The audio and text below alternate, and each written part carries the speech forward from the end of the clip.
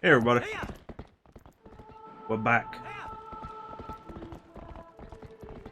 Back again. Mecca's back. You don't have to tell a friend, it's fine. Don't feel like you need to. Okay. I said you don't have to tell a friend, Teak. I'm gonna push that on you. What we're here for. How you doing, Teak?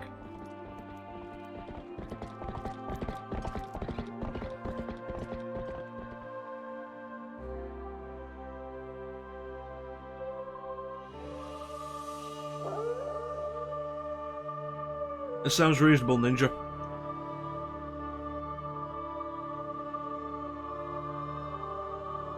Yeah, man, long and boring weekend sounds good about now.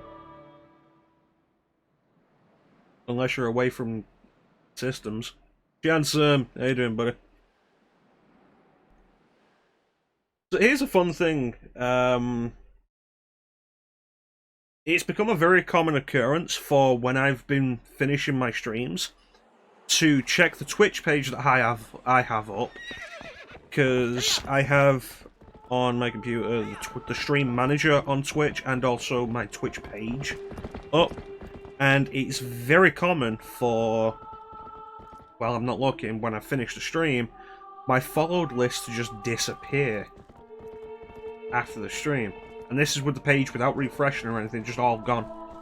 Recommended channels doesn't.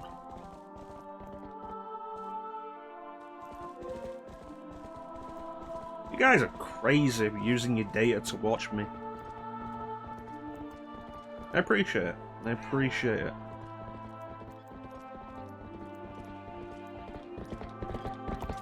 Appreciate the dedication.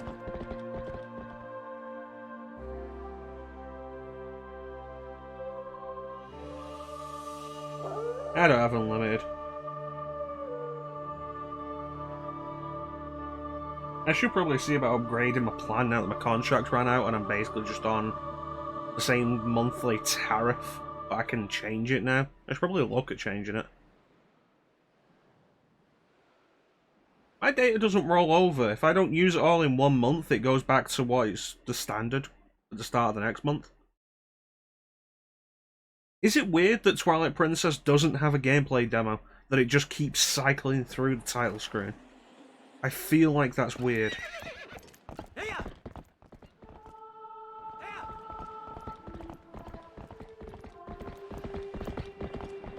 that's fair enough. It's fair enough, Teague. That way you don't have to look at this. Just, you don't have to see this then, Teague. Look at it.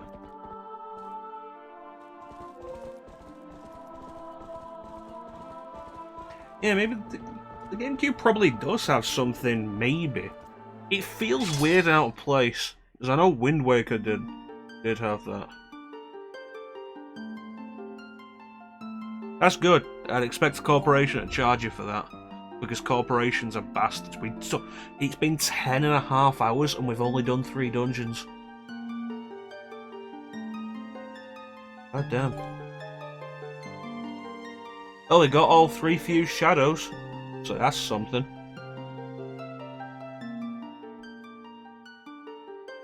I'm gonna have a drink and I'm gonna start this. I hope everybody here, I hope everybody was interested in seeing what happens next is here.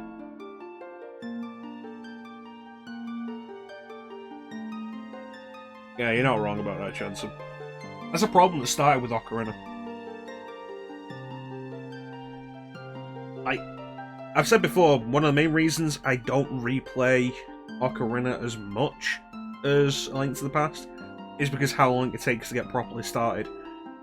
Majora's Mask is arguably worse about that, Wind Waker is worse than that, this is worse than Wind Waker, and then there's Skyward Sword.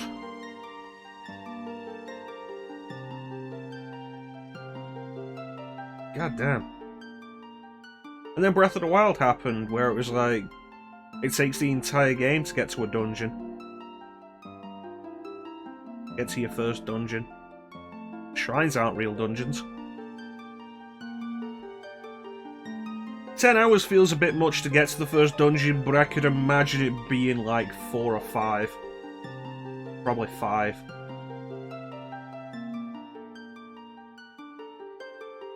That game really wants you to soak in the atmosphere of a small island in the sky. Anyway, when we left off, we had defeated the monster of the Lakebed Temple and retrieved the last of the few shadows.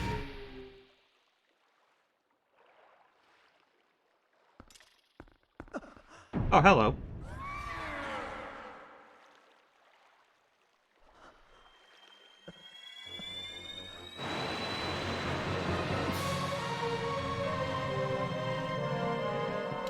Previously on Mecha Chrono.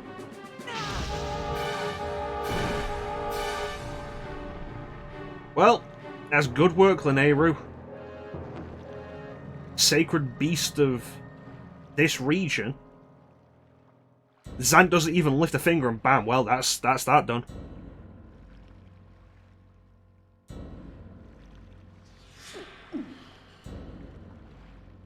Doesn't even lift a finger and bam, back to Twilight.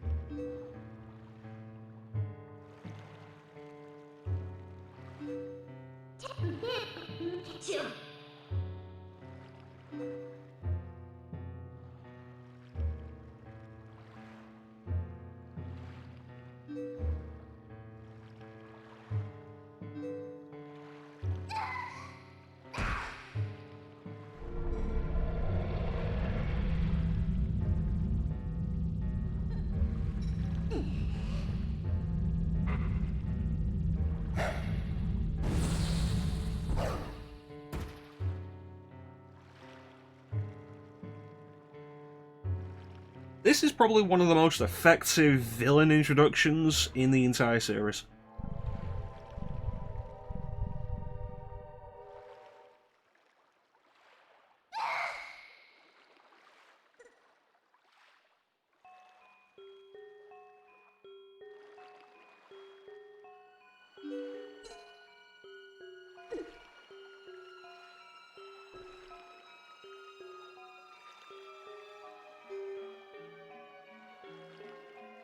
Oh hey, we just saved the world from Twilight and retrieved the 3 pieces of the ancient artifact that we're going to use to defeat the boss. Oh wait, the boss is right here. Bam, we're fucked.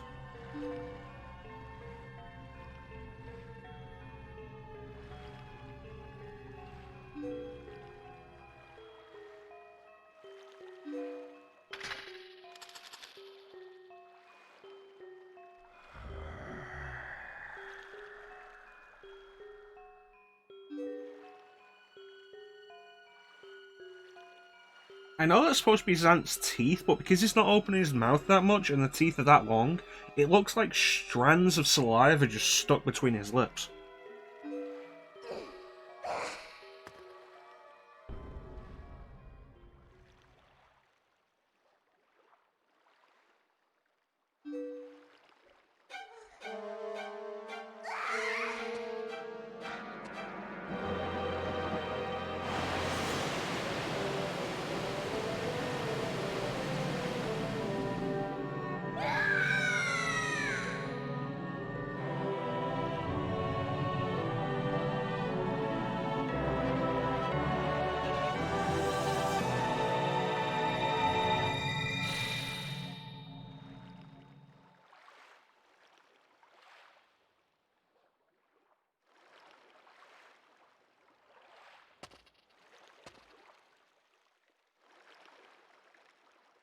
Well, that was something.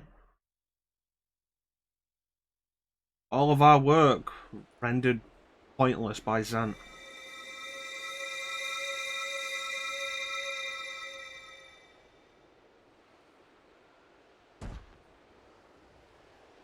And now what's to stop him from replunging Hyrule back into Twilight?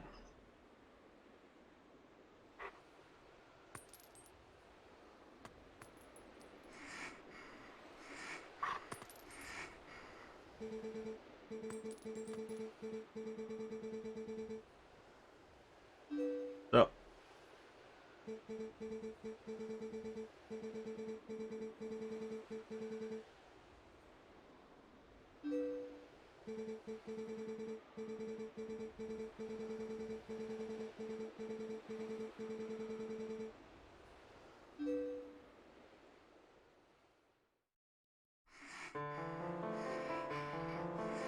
Okay.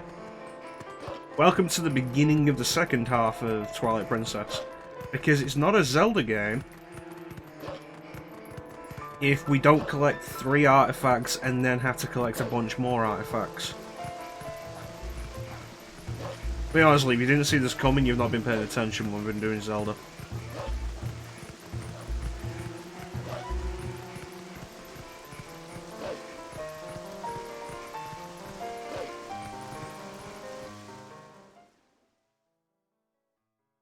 Also worth noting, this isn't Twilight, and Midna is here with us. Pretty much, yeah. And she looks very unwell. She isn't a shadow anymore.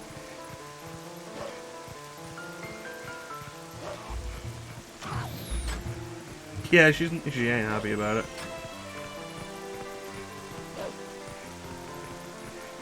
You know, even if you're a magical imp creature, you shouldn't be eating chicken you find in the garbage.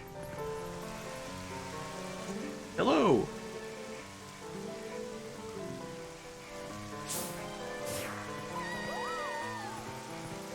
Help me. Okay, so we need to get into the castle. The unfortunate thing is now they can see us.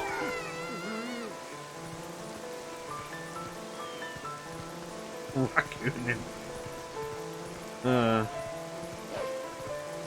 And then get out of the garbage. Can I help you?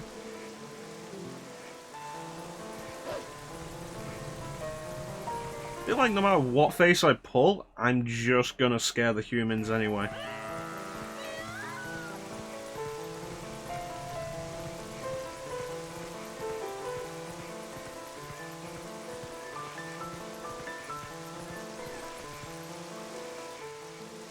Help me, Telma. Damn it, Telma.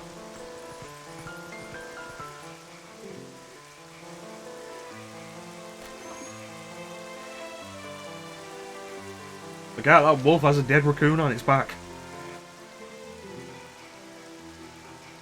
That's right, fat cat.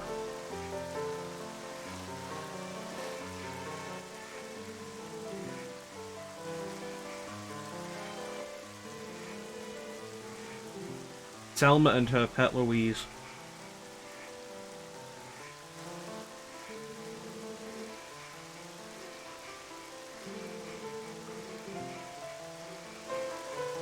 Look, it ain't my fault weird magic is weird. Cash real.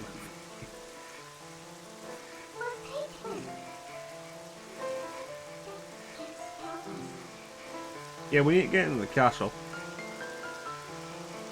And I remember Telma saying something about a secret passage to the castle inside her bar.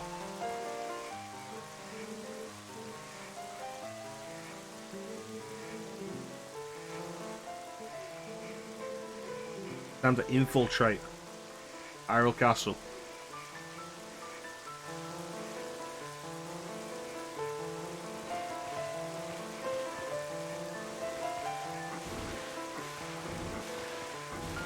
Play the infiltration music when we get in the waterway.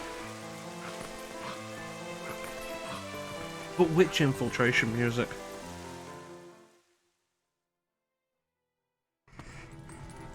Oh, without the cat opening the window.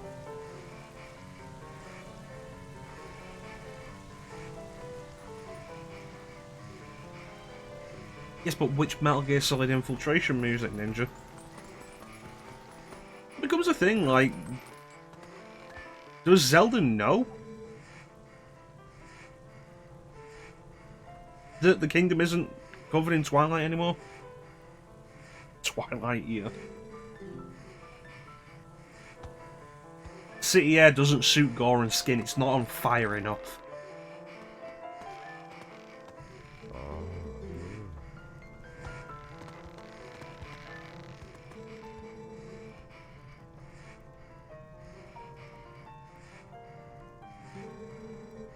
Yeah, I was thinking the theme of Tara, which is the main, it's the infiltration theme from the original Metal Gear.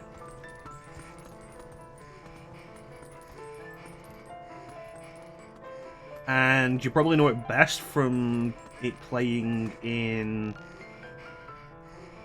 the VR missions of the original Metal Gear Solid. We managed to avoid drowning.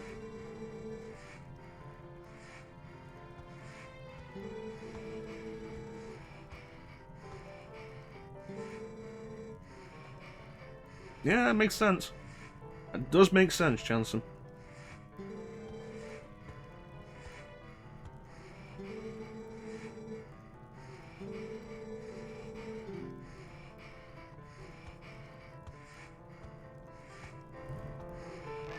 Well, see you later, buddy. Bucko.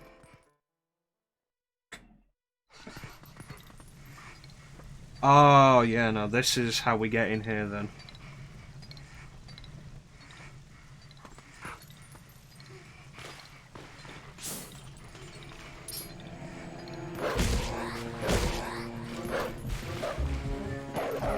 The pose look really menacing in this with the scythes.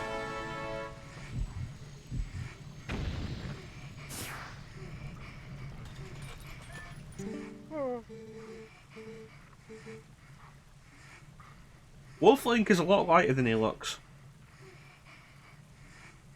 No, you can't call me doggy.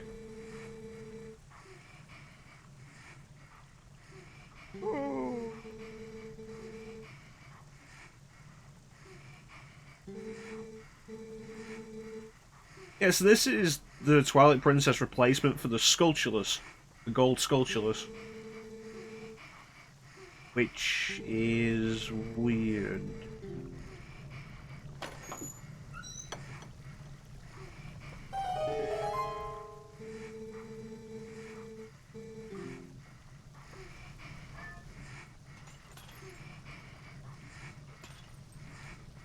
Yeah. I mean, since there's only 20, it's not as bad as the gold Skulltulas. But the reward for it also isn't that good, like the gold Skulltulas. Alright, let's go.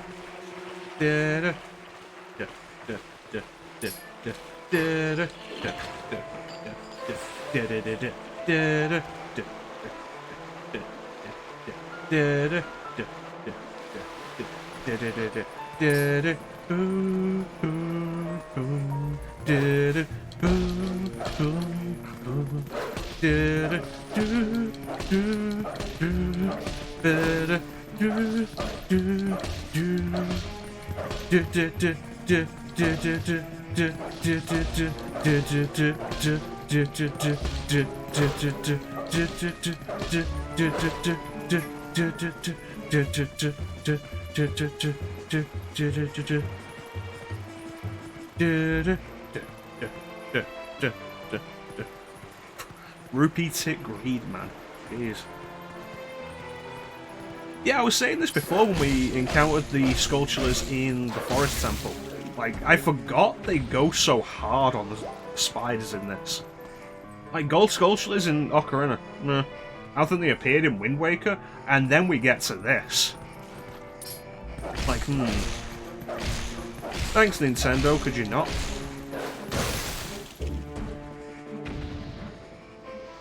So while we're doing this, let's talk some fun topics. Who was excited by Mario's 35th anniversary Nintendo Direct?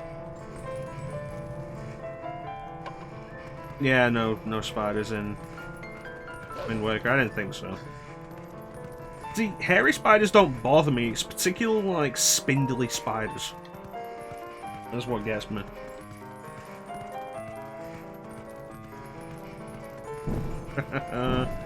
Are you going to buy the limited time thing? Yeah, that's the thing, like, Mario 35 seems like an interesting twist on the original Mario Brothers. Kind of interested in it. Why is it only available for 5 months?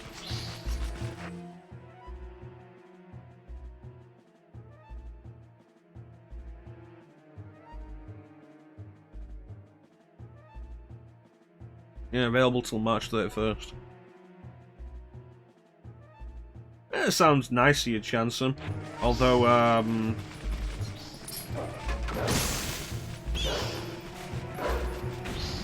also getting the collection probably isn't necessarily a bad thing.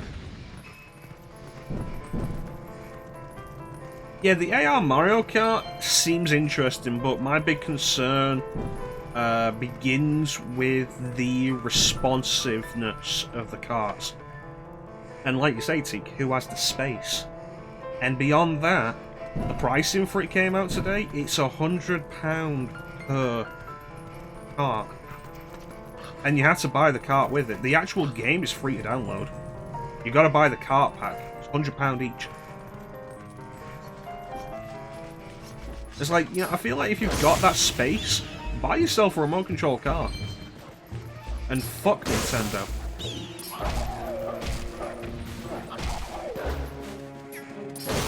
If Nintendo does actually remove it from release on 31st, like especially the digital version, Nintendo removes it from release on the 31st, combine that with its supposed limited availability physically anyway, the price is going to go up.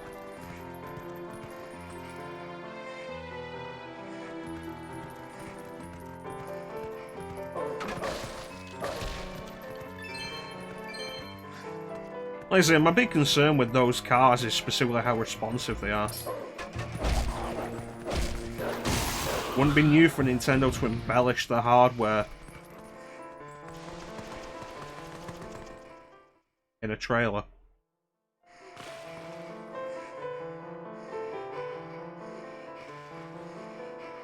Yeah, Galaxy... I've read that Galaxy is going to be playable with the Pro Controller, which means you've got to be able to do it without motion controls in some regard.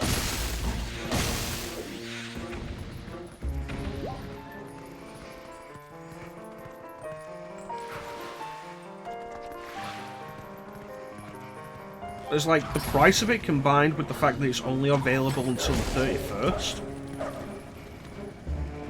Plus the fact that there's very clearly not much done with it.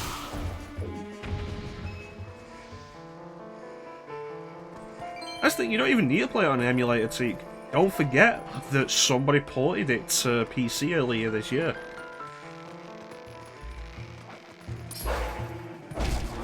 It's like, people have looked at what they've shown off of Mario 64. They have improved the textures, and that seems to be it. It's like, turn the fucking camera, jeez. I'm thinking about 3D All-Stars. It's like, I'd like to get it, but the price versus what it is.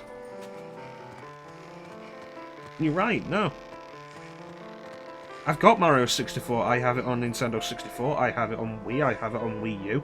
I could turn this off, we could play it right now. I have Mario Sunshine. I have Mario Galaxy.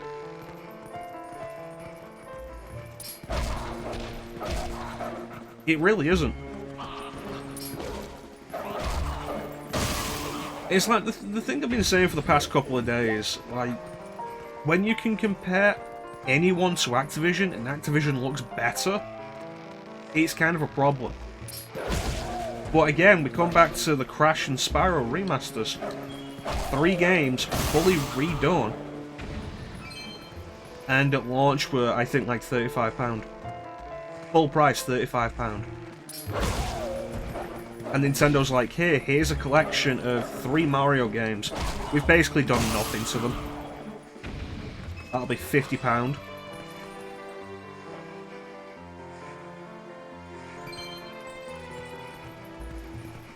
Which 2/3 is that, Chanson? If you have a Wii U, you can get 2/3 of that collection.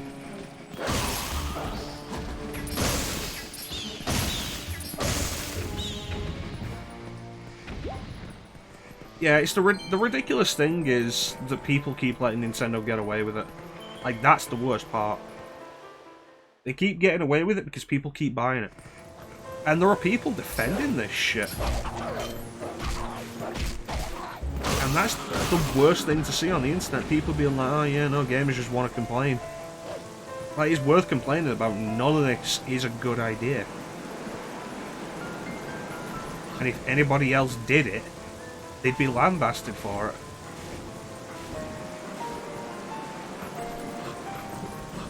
See, this is where I'm not a fanboy of anything. Everybody will make shitty decisions, but god damn, you can rely on Nintendo and make the worst decisions. Oh, if that's the case, Chanson, you could just get them on the Wii U. I'm pretty sure Mario Galaxy is available on the eShop, and 64 definitely is. I feel like that'd be a fine investment, Teak. Maybe not even April, wait till August maybe.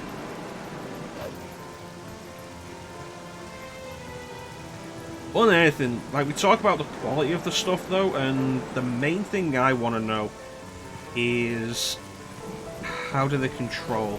How much of it is actually improved? Is there any improvements to the control? What are we getting for the money beyond the basic shit?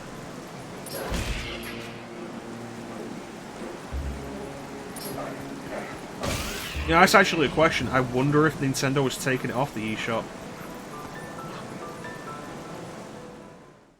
It's like Pikmin 3 Deluxe was announced. Pikmin 3 was taken off the Wii U eShop. Happened with Donkey Kong Country Tropical Freeze. Wouldn't be surprised if it happens with Mario 3D World, now they've announced that for Switch.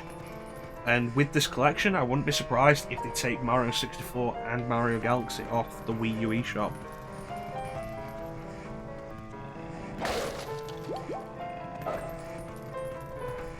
Zelda, I'm back.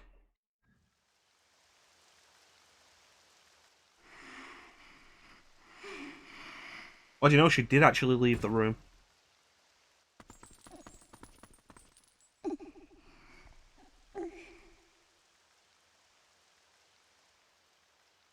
Or she didn't. Okay.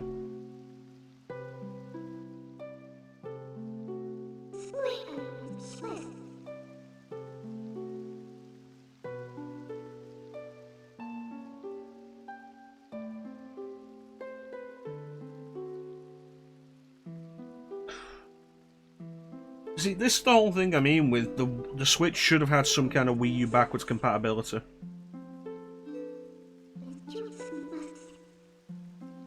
But the fact that it doesn't means Nintendo has just been able to turn around and release so many full-priced, enhanced versions.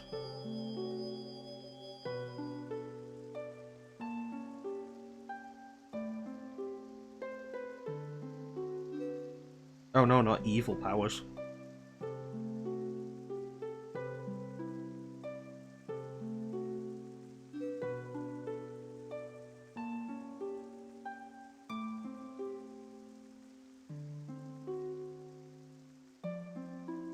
Wii U has a lot going on. It's worth getting a Wii U. If you can find enough for it worth getting. Get it now before it jumps in price. But with Nintendo regularly removing Master Sword, with Nintendo regularly removing stuff from the eShop, at this point I'd argue get a Wii U and hack it. Because Nintendo's just going to make it worth less and less as time goes on. That's not too bad.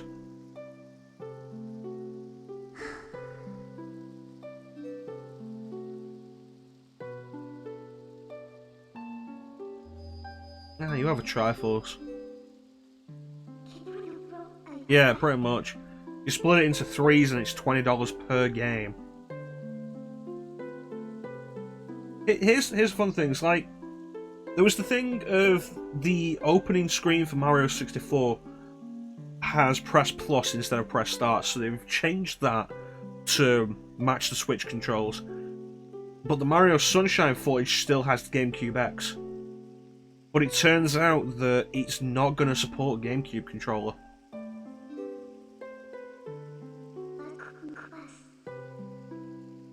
Which makes me think that the only thing they've changed is going to be the use of start, because the Switch doesn't have a start button, it has a plus button.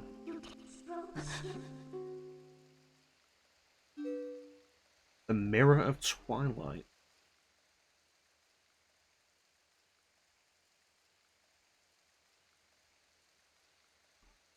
It's like I said on the Discord.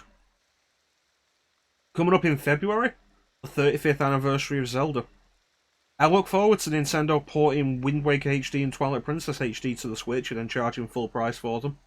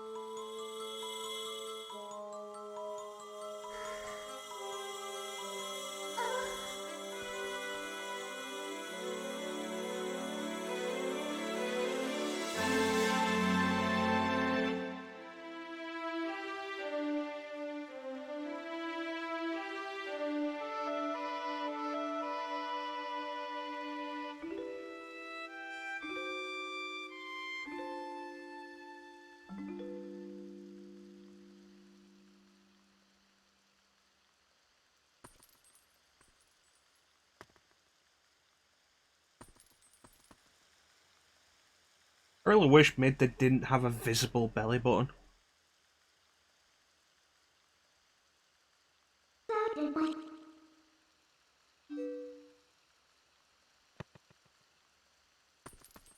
But we don't have rabies.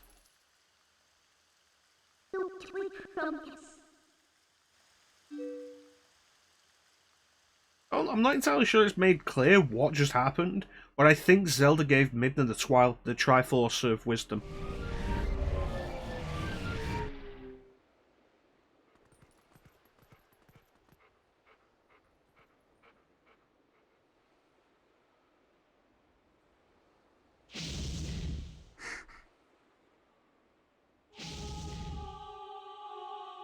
Well, that doesn't look good. He's found protected by magic of the goddesses. So, was the Triforce of Wisdom protecting the castle from that? Have a head out.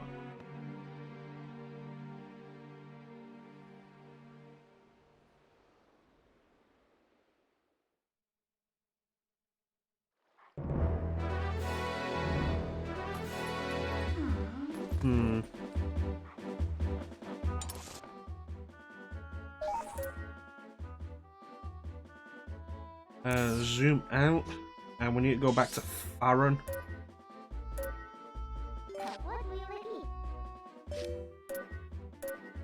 Yeah, we'll go here. So now Midna can exist in the light world.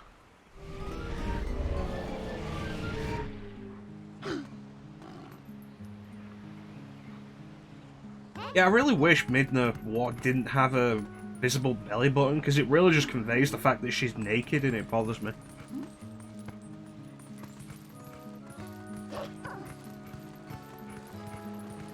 Yeah, you tell me where the Master Sword is? Okay, never mind.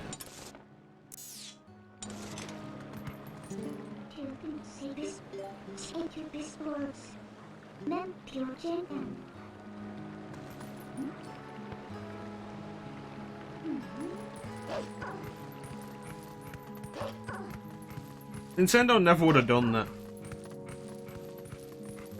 That's really the thing, Jansen. Let's not forget, this is a company that regularly argues with itself about what it actually puts in the games. Remember that Paper Mario, A Thousand Year Door, had a bunch of shit that Nintendo now refuses to acknowledge.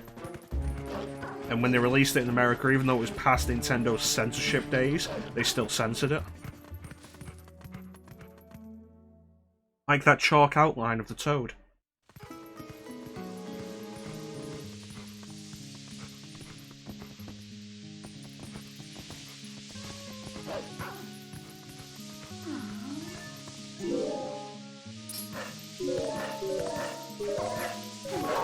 Alright. Pretty sure I remember where the Sacred Grove is.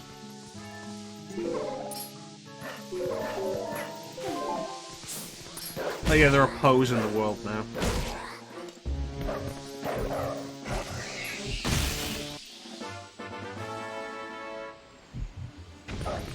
Okay, so that's 2.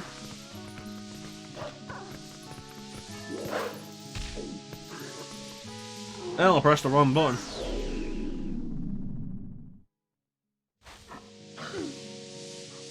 Because we weren't a wolf at this when we came around here. In the light world. I mean, it does explain why we couldn't have seen them if we came around here. As a wolf. Earlier. But it's like, they just don't exist in the world before you meet the guy.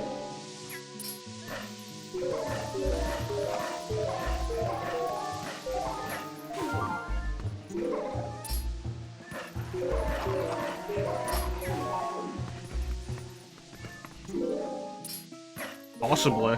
Who knows how Twilight affects different enemies. Like, we never saw any regular monsters in Twilight.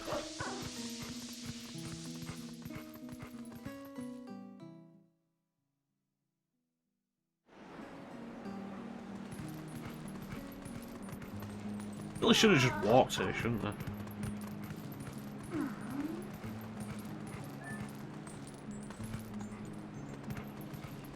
Hey, Sana. How you doing, buddy? Oh, hey, it's a monkey.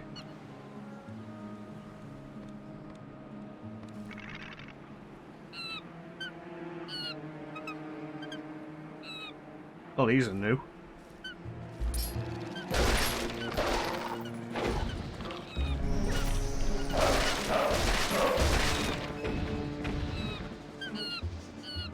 Yeah, not much. We're gonna get the Master Sword. You know, the usual.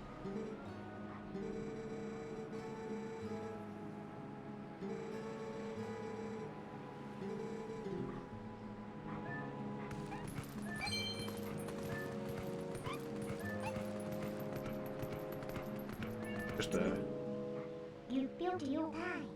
Build us time. rock and roll.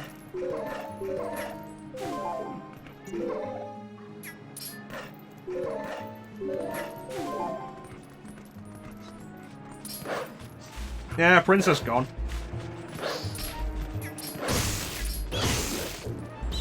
And we technically already saved Hyrule. At this point, we're just going for the Master Sword. And then we're going to search for some other artifacts.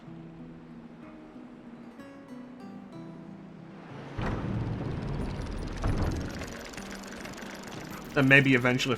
Fucking hell. Maybe eventually find out what happened to the princess. Who knows?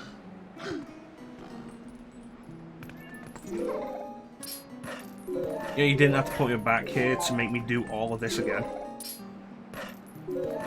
Especially considering this isn't even where I entered the area.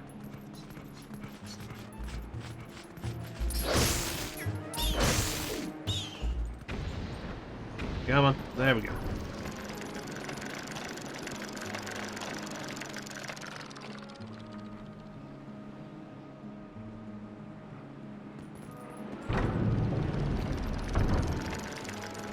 Make the spontaneous combustion joke from This Is Spinal Tap. Fucking bastards. And again, put it back here. Why? I feel like that's the worst thing a game can punish you with. Wasting your time.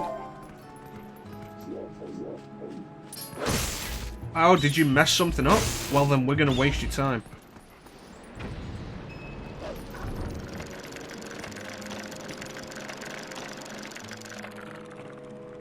I mean, it's the entire reason for the live system these days. Alright, try this again.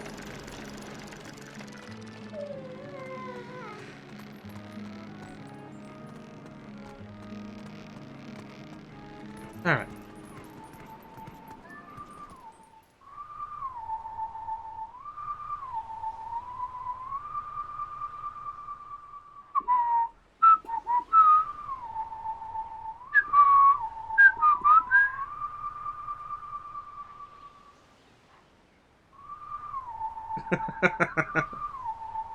Yeah, I believe that.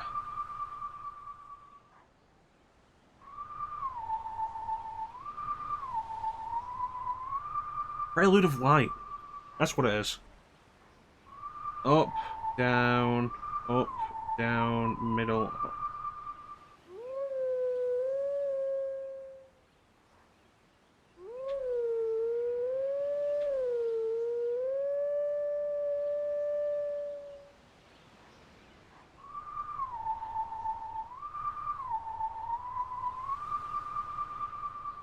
I never get how to do these.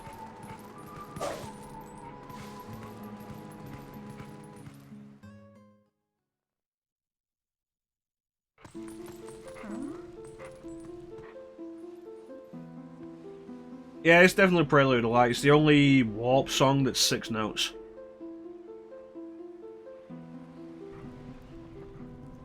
I'll see your heart's content.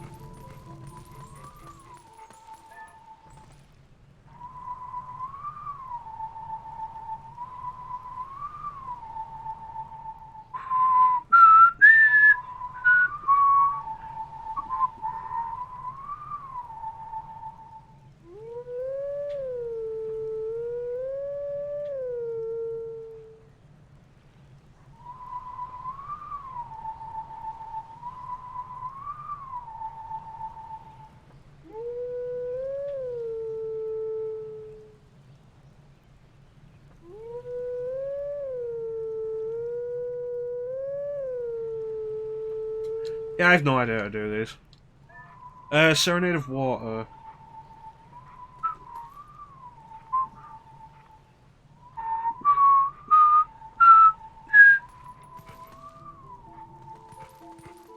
A down, left, right, I think. I used to remember them all off by heart on Nintendo 64, and it's been so long since I regularly did it.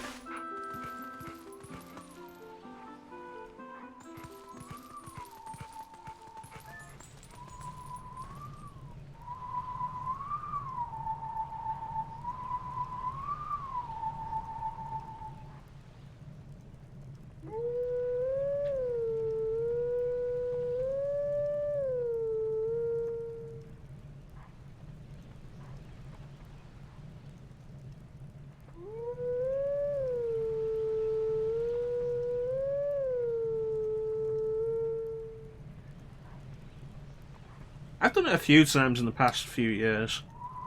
As I did it in started doing it late last year for the channel. Did it last year for the stream. I started doing it late last year for the channel. So like twice in the last year. I've been about August-ish. I did it for the stream. Yeah.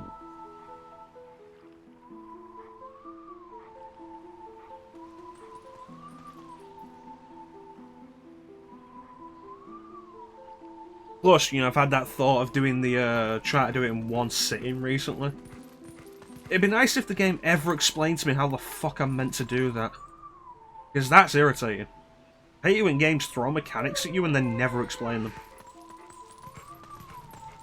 I feel like this is necessary to continue. You just appeal spirit you with them. What about refreshments? Thanks, Midna, that's really helpful. You don't log this so we're not wasting time.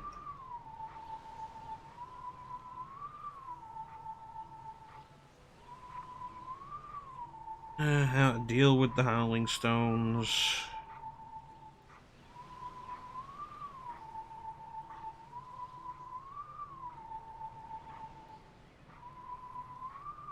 All of this.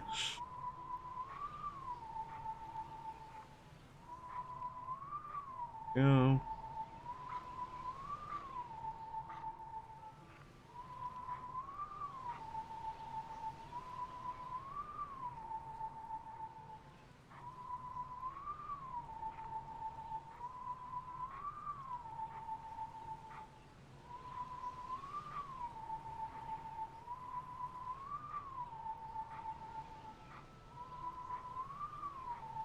Must howl the tune next to the stone. All it says. Helpful.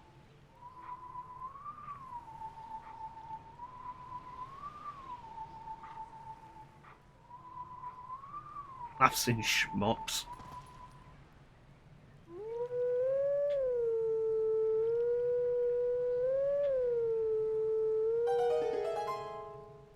Oh, you just have to keep holding the button. You just gotta keep hold of the button until it says you're done. You know, if the game ever taught me how to do it, that would have been really helpful.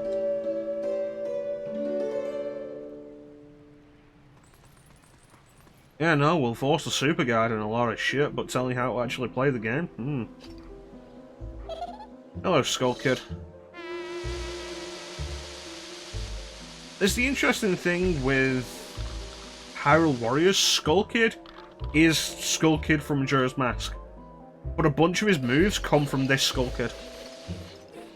Specifically the trumpets, and these dolls that appear during some of his attacks.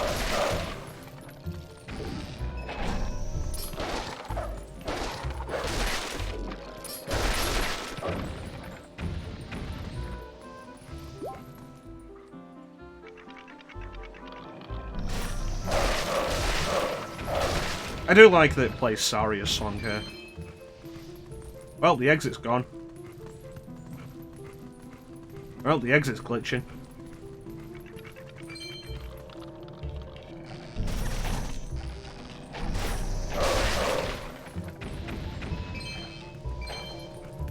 Yeah. Well, it's not just that Majora's Mask is the look. It's that he also uses the Fairy Ocarina in place of the Ocarina of Time, and he has Tattle and Tail with him.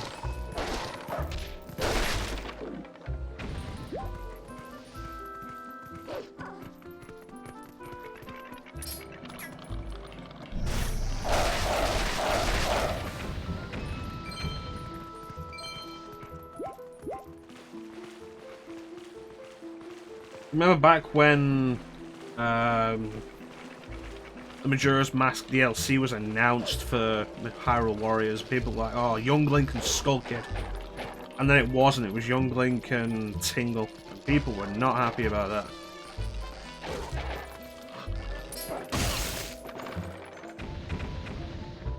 And they eventually introduced Skull Kid in Hyrule Warriors Legends.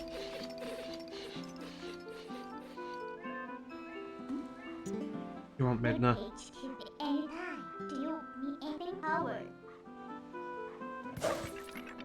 You know, I love it when a game tells me to do what I've been doing, as if I've not been doing that. And also when what the game tells me to do anyway isn't the solution.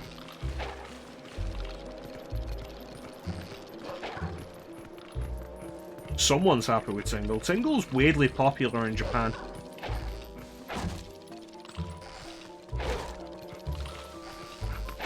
You know what? I wouldn't be surprised if that happened, Chanson.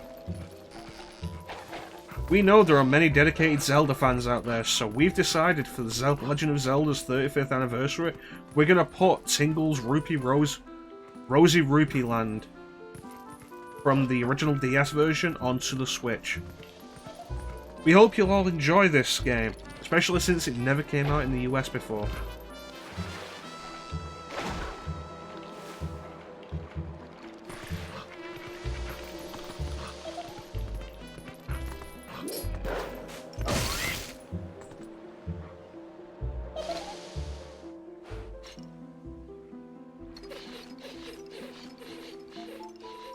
Let's be fair, after what Nintendo's done for Mario's 35th anniversary, could they really do much worse with the Zelda 35th anniversary?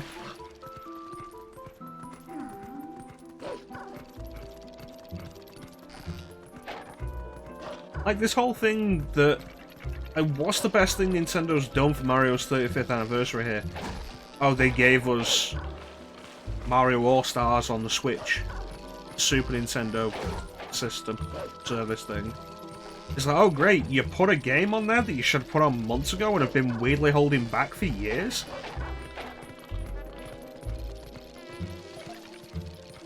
Oh no, I do not underestimate Nintendo's propensity for fucking bullshit. I can hear you, where are you?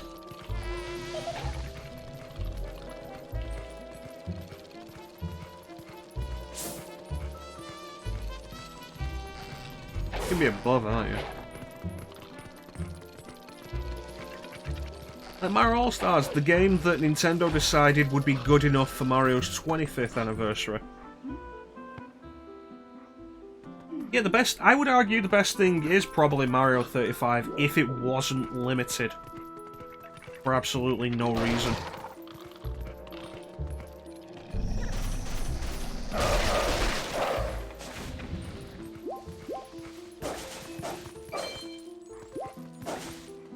Oh, that's the thing, like I said on the Discord, Chanson, boy, I hope they actually acknowledge Metroid's 35th anniversary, because they didn't acknowledge its 30th.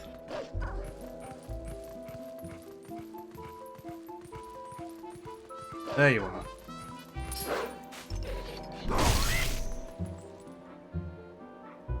Star Fox has gotten more appreciation from Nintendo than F-Zero has in over a decade.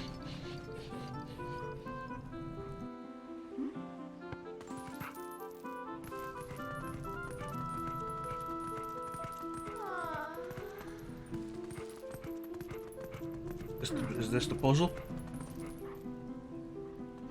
Not yet. There's a puzzle coming up that almost everybody who I've ever heard play this hates.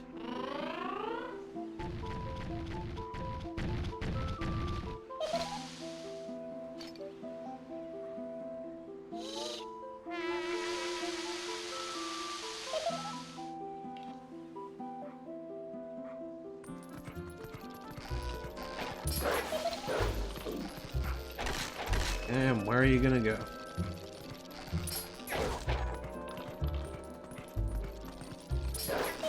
Well, that's what Star Fox 64 was. But it's like, with Star Fox, part of that's not really even Nintendo's fault.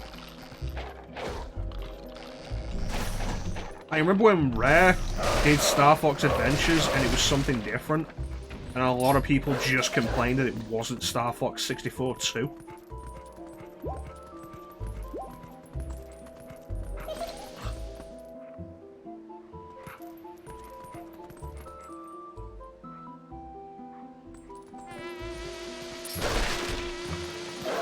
There we go.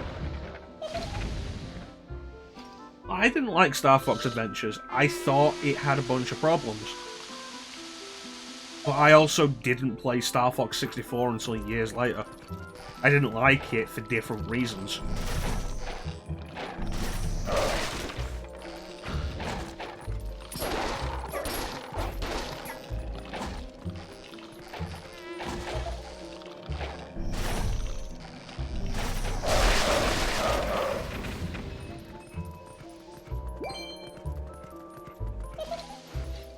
Get to one I can... There we are.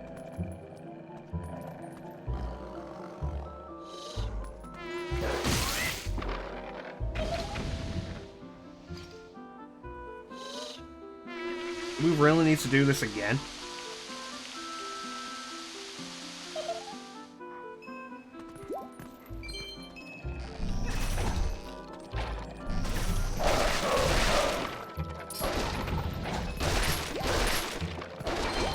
It's very much a lot like Zelda. So I think I've said before my experience with Star Fox Adventures.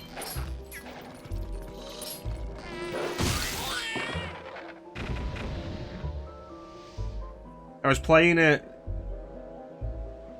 after having like tried to play it for a bit and not really being into it, but eventually I sat down and really started focusing on playing it. I got so far, got to the hidden dinosaur village, left it, saved, and quit. And then when I reloaded the game, I was outside the hidden dinosaur village with the gates to the hidden dinosaur village locked. But the next objective was in the hidden dinosaur village, so I was in a dead game. And so I stopped playing it.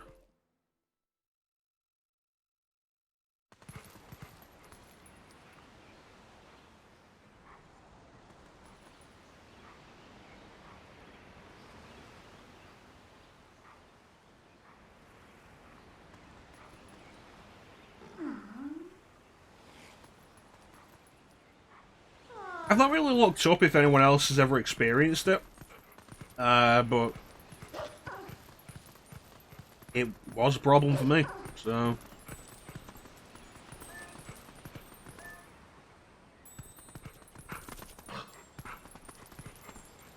It's one of those things, like a case of why would you, but then what if you do?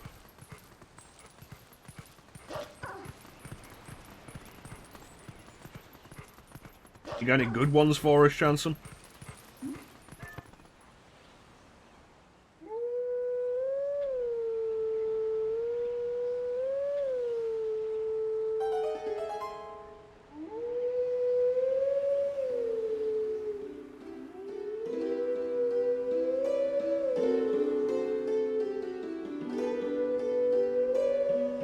Later in the game.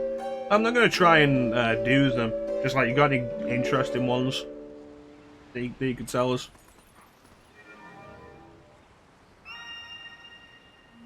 Now, I remember people hated this puzzle.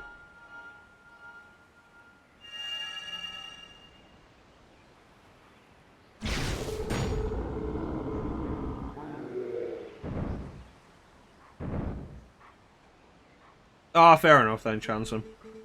Try and hold it back then. Get to a point when you can say one though, let us know. If you've got any good ones to go with.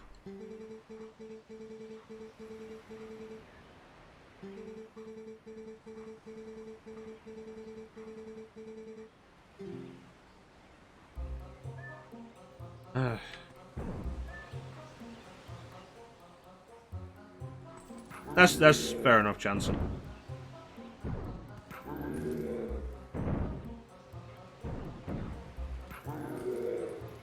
You know, it'd be nice if this went along faster.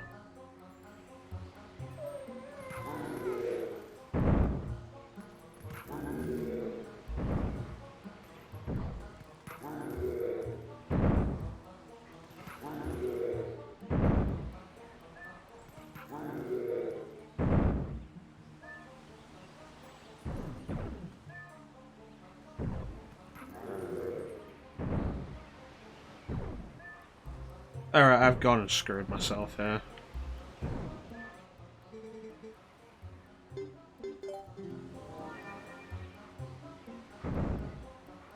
They will patch them on the Wii. If they knew about them, then they probably took care of them on Wii U then. On the Wii U HD version.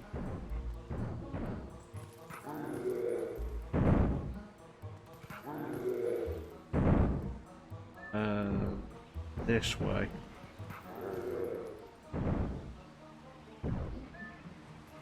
And this way.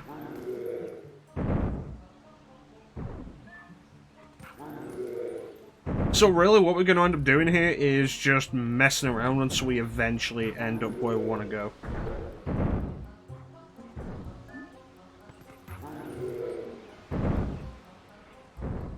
Not that way.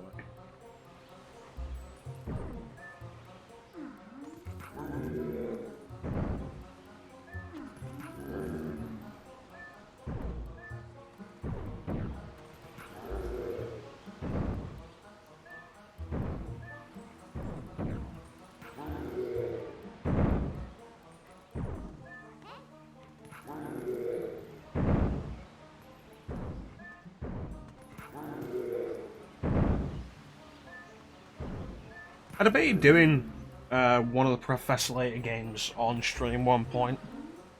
The idea we could solve the puzzles together.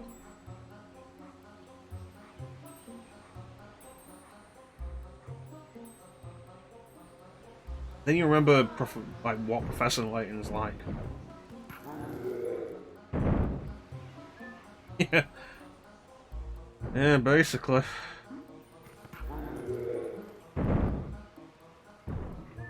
I I need this one to go up, and this is just becoming irritating.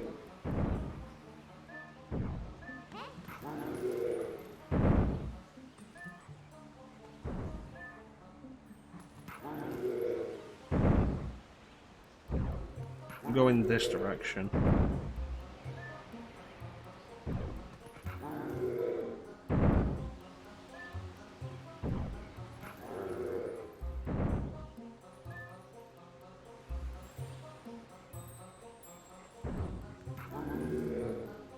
If you're into them, you know, it's a good series with a lot of content, a lot of games. God damn it.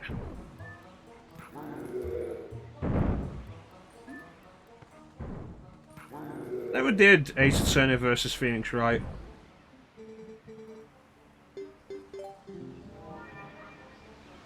I've got it, I just never did it.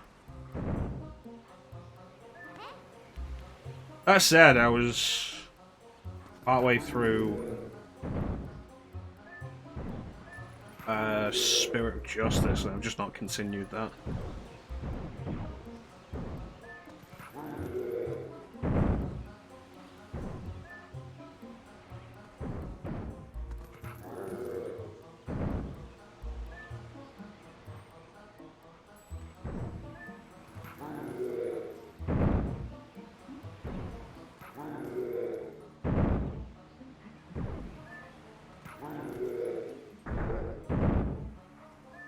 I think that's the main thing you can ask for from a game like that.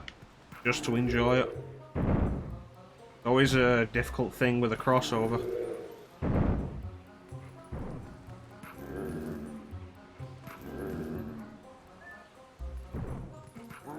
This is gonna go the same way it did last time, isn't it? Keep this up.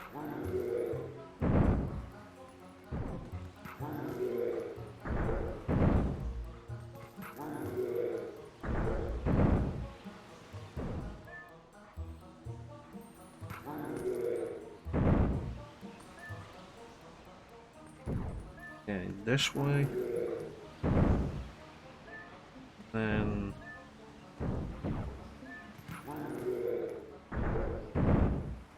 and do it again.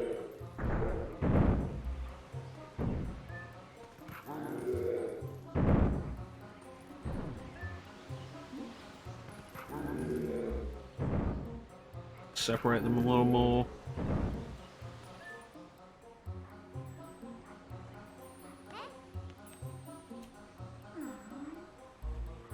Was the Great Ace Attorney translated? I know it wasn't released in English, but did they actually end up fan translating it? 'Cause I know Ace Attorney 2 got fan translated.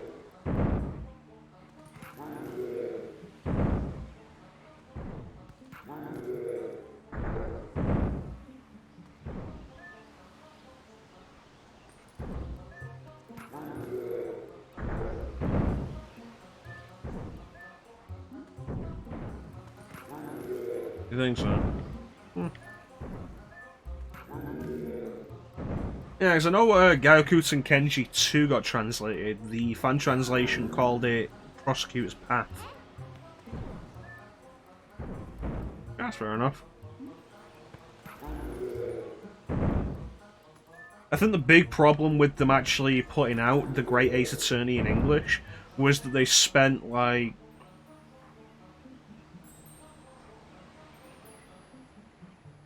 what, it had been like 6 games by that point, pretending that it was set in America.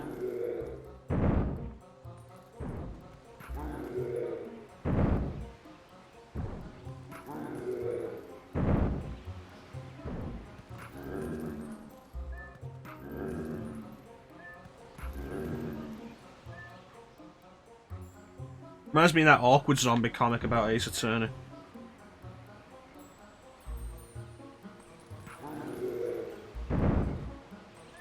Come on, Apollo, come and sit around the traditional American kotatsu.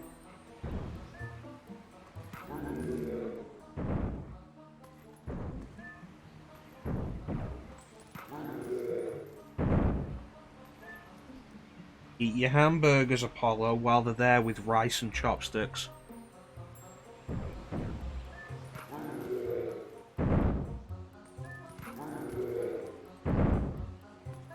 Like, the entire thing just got so ridiculous with it. I need you to go up. Eat your hamburgers, Apollo.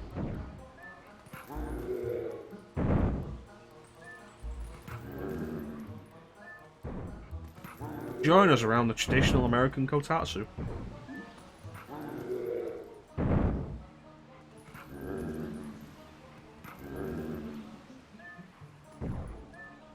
Well, it's one of those things, Ninja, like, if you've ever seen the, there's an example that pops up every now and then of, like, the weird Americanization you'd see in some anime, especially kids anime, of how Pokemon, in its early days, would call rice buns jelly donuts.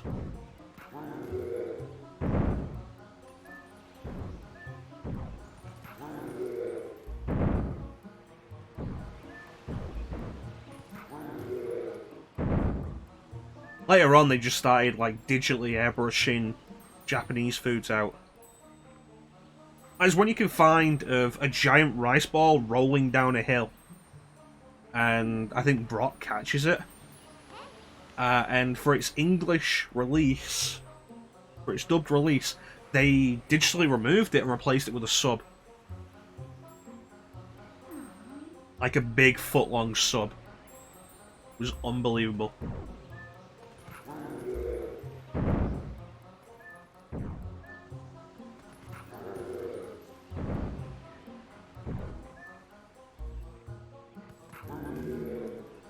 I might have this.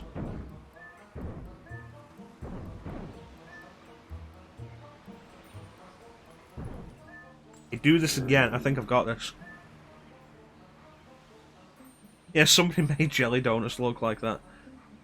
Alright, what is this, Teak? Let me see what this is. Is it jelly donuts? Yeah. Alright, let me bring this up on the stream.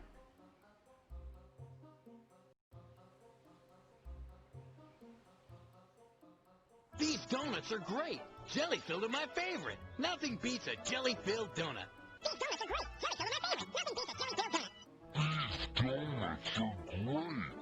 Jelly-filled are my favorite. Nothing beats a jelly-filled donut. Presumably because back in those days, they couldn't really replace them with anything.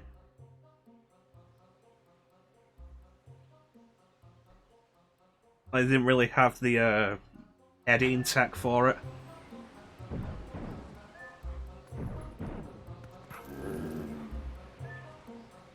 I mean, it was one thing for them to airbrush out the guns in Yu-Gi-Oh! Like, just remove them, it's pretty simple, but to animate new cells back then was probably a little bit much.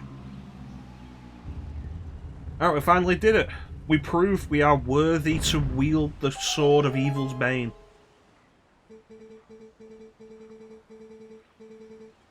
Freeze!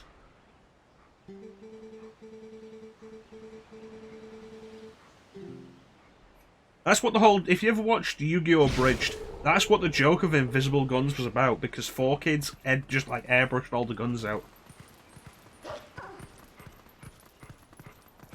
Yeah, and Kaiba blocks the guns with a card. Here it is, people.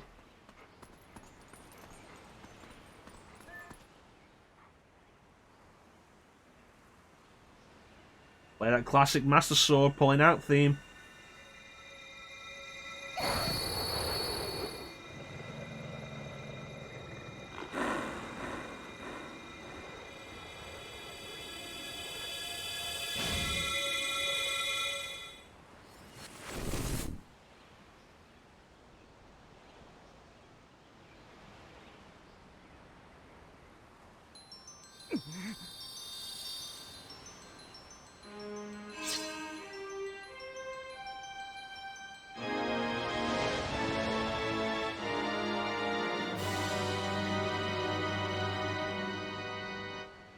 I love that theme. I love that they bring it back every time.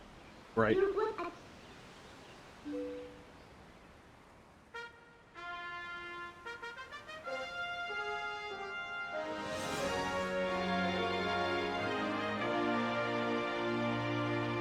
This is probably the thinnest the Master Sword ever appeared at this point. It's like, it was a chunkier blade in Ocarina, and it was still kind of a chunky blade in Wind Waker. I hate walls. Jim met with them. And I took 6. It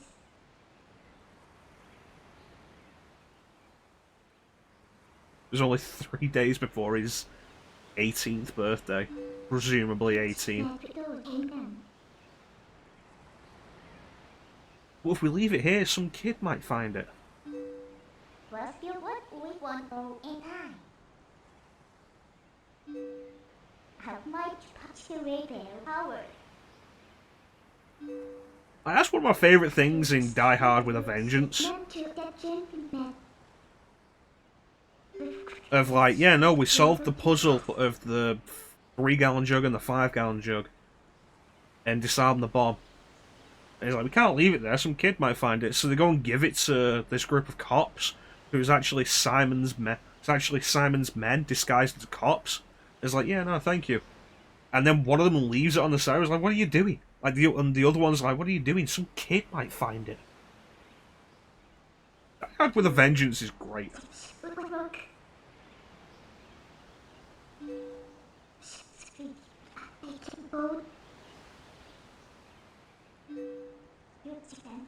I don't know, Midna.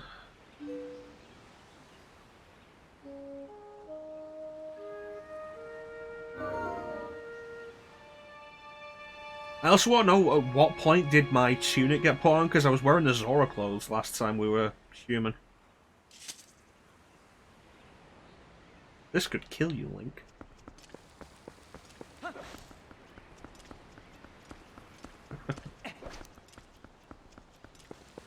Alright, now how do we get out of here?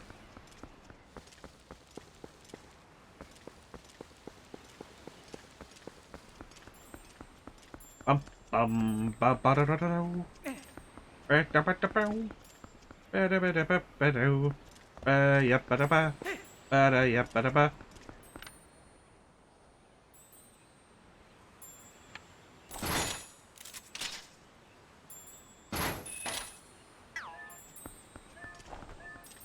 Ba da ya ba da da. Ba ya ba da bum ba da bum ba da bum bum. Really wish Rauru would stop piercing my ears.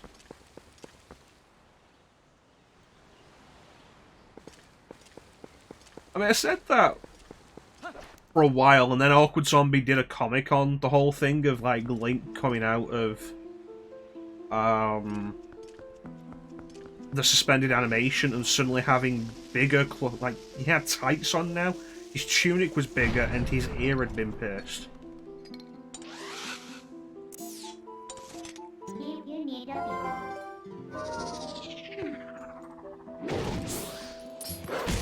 You.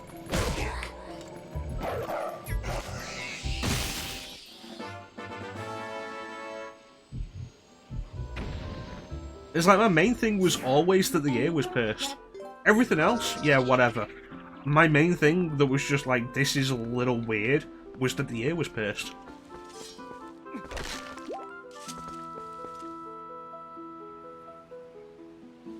I think the idea is that when we turn into a wolf, she's holding the Master Sword. Because contact with the Master Sword removes the thing that turned us into a wolf anyway. Did we come from this direction? Didn't I have a map a minute ago?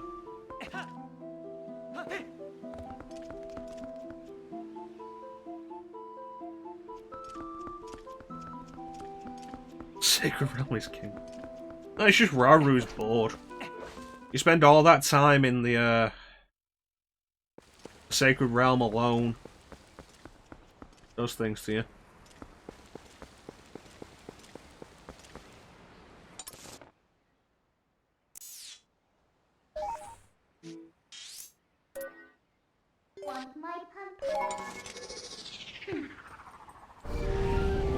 So now we have to find the Mirror of Twilight.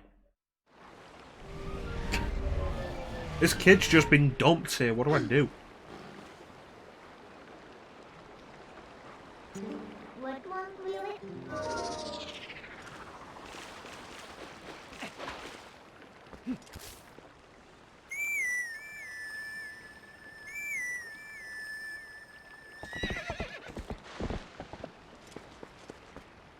Like the twist of Ocarina's plot that nobody could have predicted. The Master Sword was like, no, you can't hold me like that. Wait till you're big enough to hold me with one hand. Probably a masturbation joke in there somewhere, and I'll let you figure that out yourself.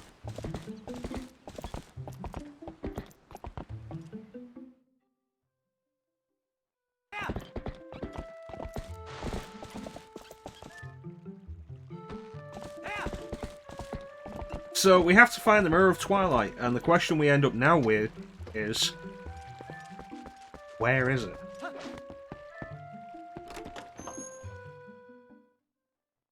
I mean, I know where we need to go. What up?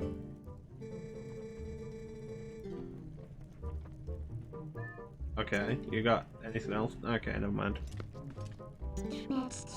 No one holds me with both hands.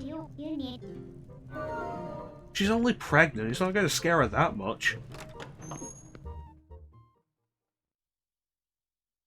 Just tell her, hey, I'm the hero chosen by the goddesses, I can turn into a wolf, I'm a mystical sacred beast, and then bam, we're good.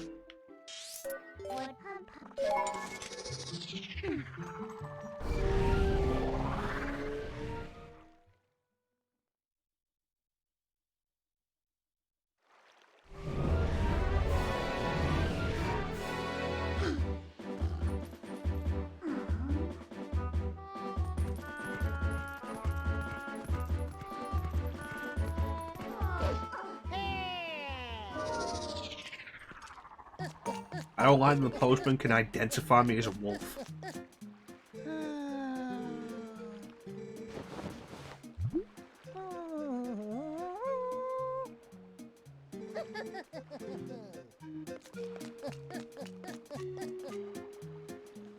Yeah, probably would be. Yeah, let me see this.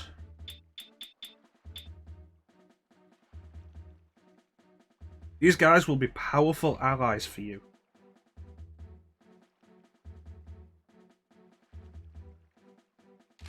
You know, it's like Teak said earlier, the, and a previous Twilight Princess stream, when we first saw the postman. Of all the things... Ah, I'm sorry to hear that, Ninja. Yeah, like, of all the costumes they could have put for anybody in Hyrule Warriors, they gave Link the postman's costume for this. Yeah, I'm sorry to say that, Ninja. I hope you have a good day. And you take care of yourself. We're just gonna go to the desert. And you know how everybody feels about deserts. So this is like all you're gonna miss. You too, man. I'll catch you tomorrow.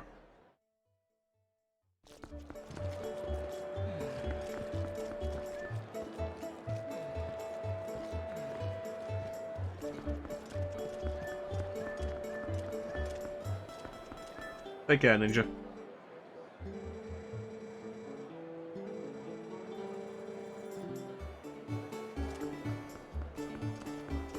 Catch you next time.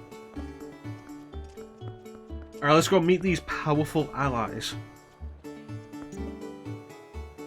I'm next to the door. What made you think I wanted to read the sign? Context sensitivity is bullshit sometimes.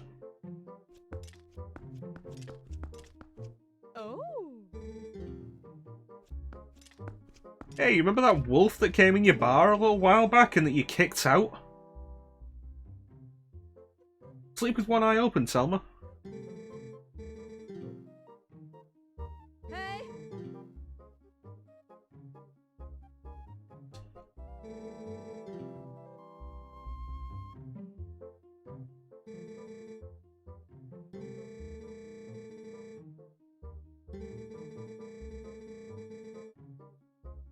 A western desert.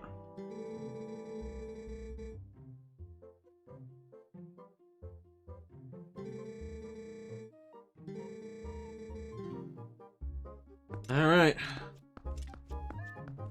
So we got monocle face, woman.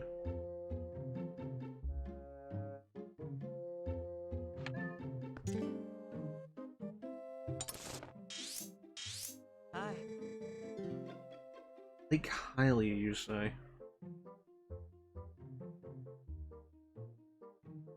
I don't know.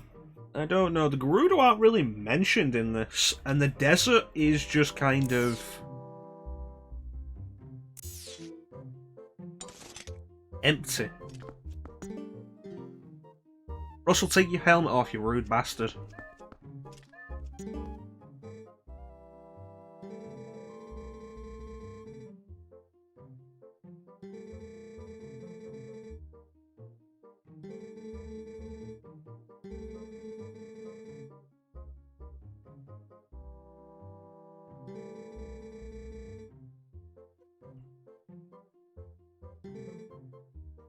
Evil controls it.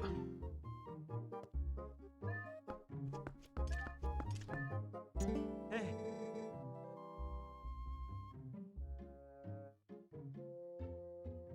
Which haircut, Signer?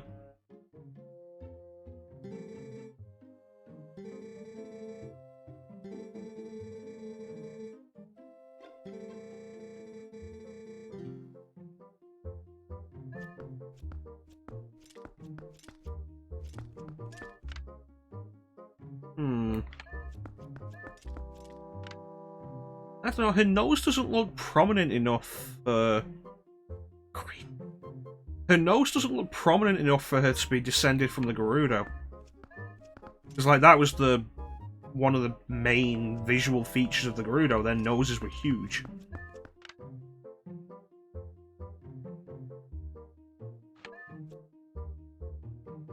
How about me?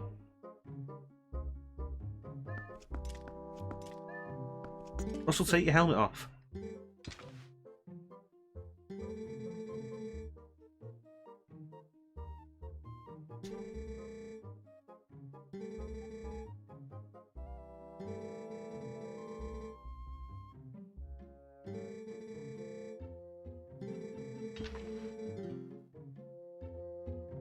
Yeah, they'll let us know if they hear anything, and then we'll go and deal with it. Louise.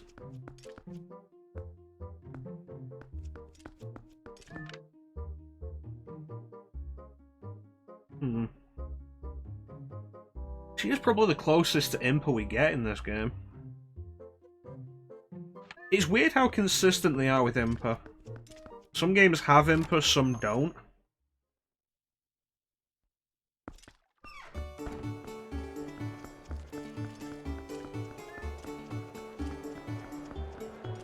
Alright, let's go to the desert.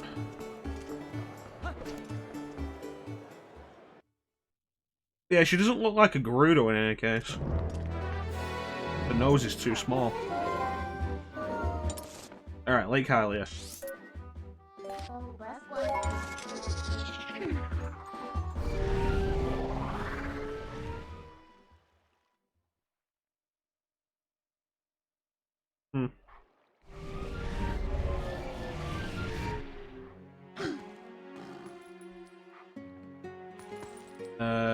This way.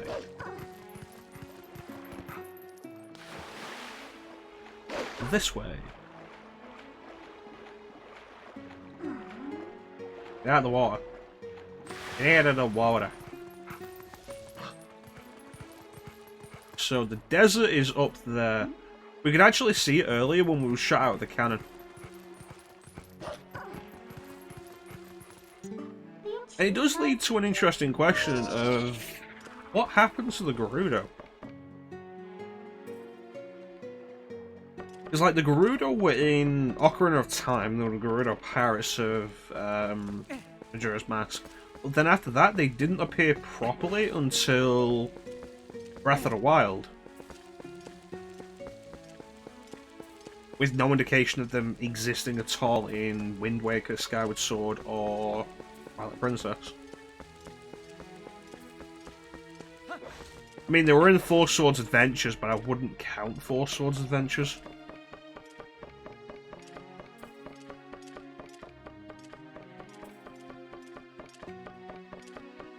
There's the desert.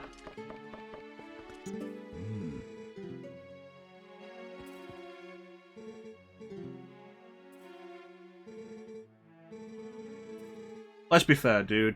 Who doesn't know Telma and her huge tracts of land?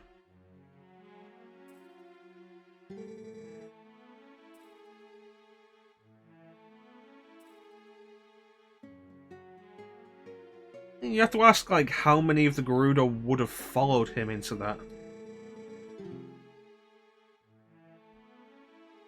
Like, Nabooru wouldn't have followed him into it.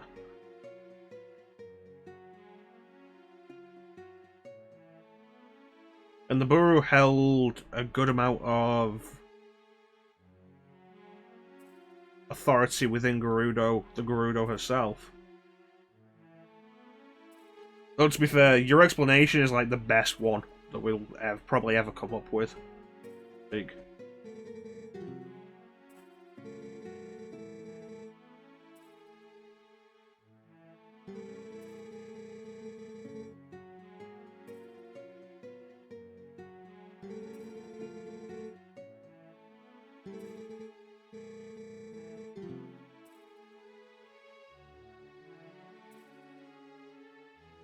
That must be the Mirror of Twilight we're looking for.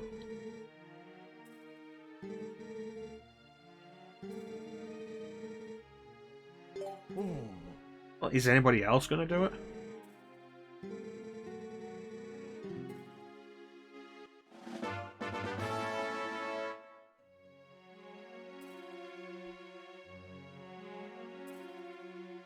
I suppose it depends how effective and how long the brainwashing spells took.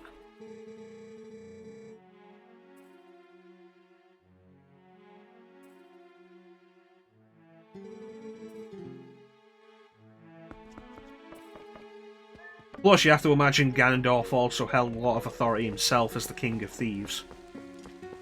Gerudo tradition being that the one man born every 100 years would become the King of the Gerudo. This is why sometimes you just gotta throw off tradition. Because tradition will just lead you to stagnate. Nintendo.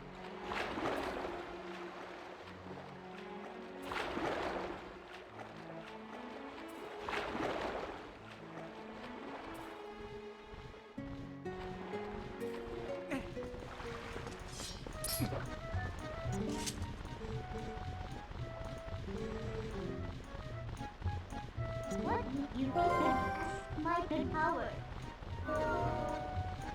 I'm not Batman, Midna. I don't need to keep it a secret.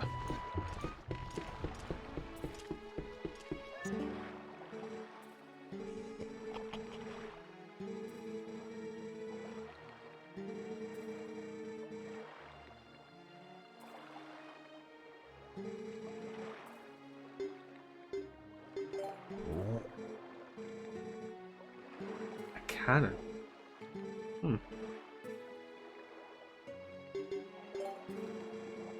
Not today, Chansum. Not today. One button.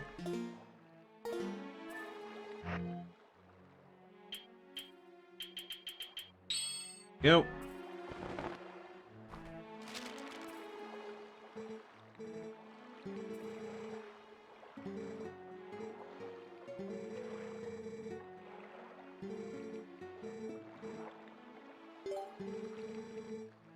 Now let's go to the desert.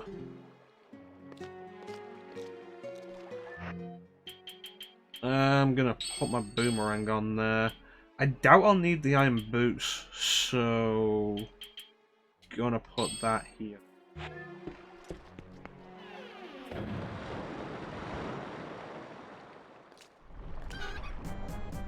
With how often this is used in this game, you feel like someone at Nintendo really liked that opening bit in Wind Waker when Link gets catapulted at Forsaken Fortress.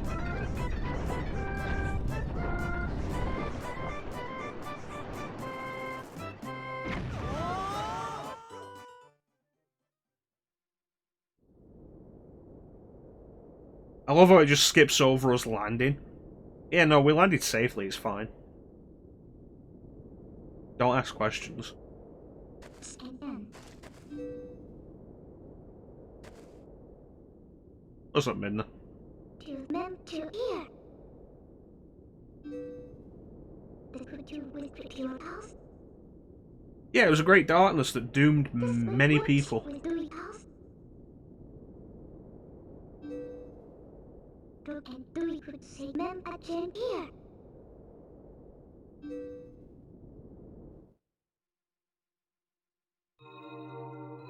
To fly with the fan. Ball light and six. Boy bestowed through cat that you would hear. Root your ball book the engine.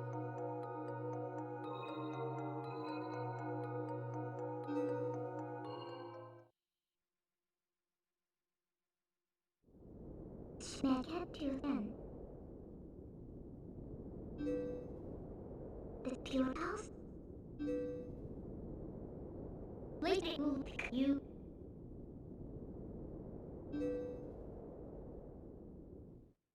Okay.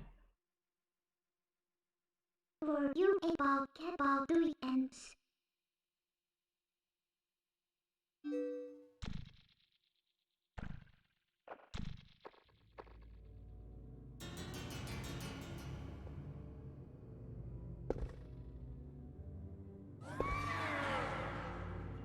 Let's win my ball root. Yeah, it was definitely evil. Captain to end.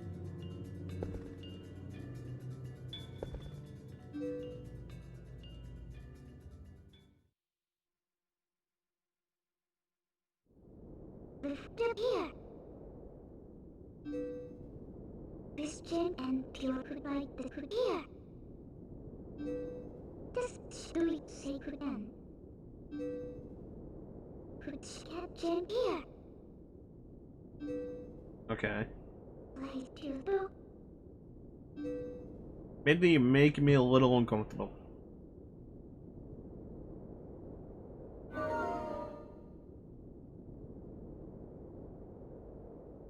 I'm going to the Twilight Realm anyway. Right. The desert.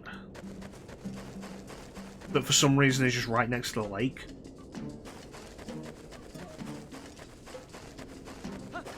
I mean, Lake Hylia is next to Gerudo Valley anyway in Ocarina, but just seeing them very clearly next to each other like this is particularly weird.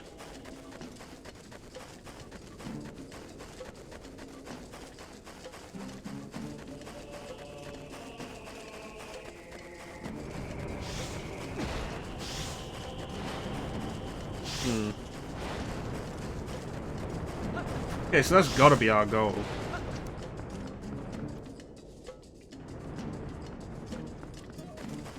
Keep jumping. This is a bit faster.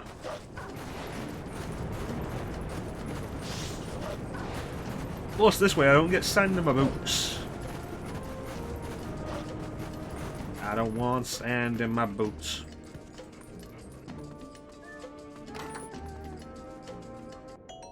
I got myself a bundle of arrows. A pea hat.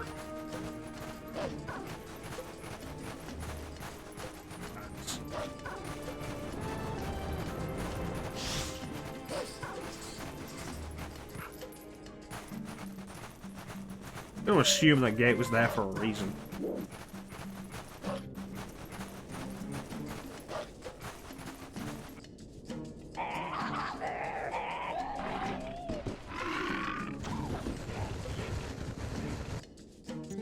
You know, I think I have an idea.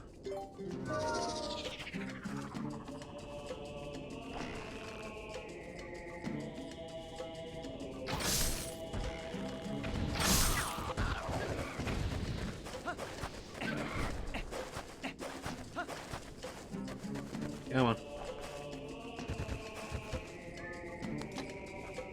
Let's ride. Play the Halo theme. Riding a warthog.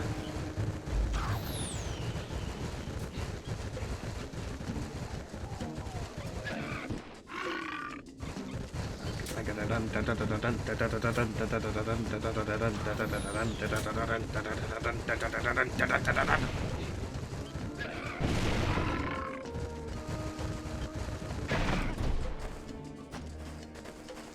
Well, I hope everybody enjoyed the Warthog.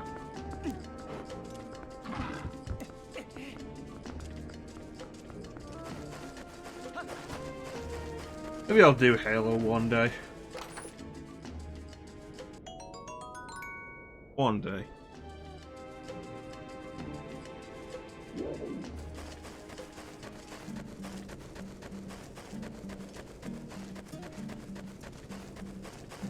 What is that?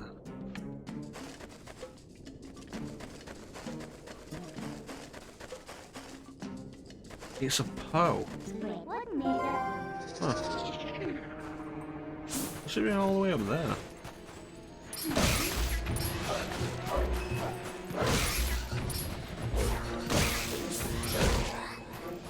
Get back down here.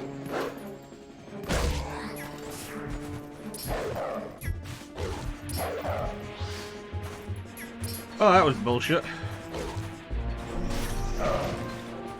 Nah.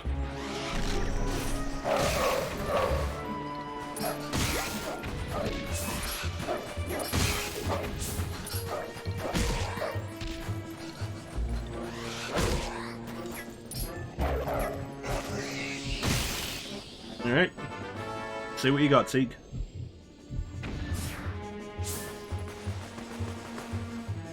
It is never worth it to dig in this game unless you have to. Here's a heart, here's a rupee.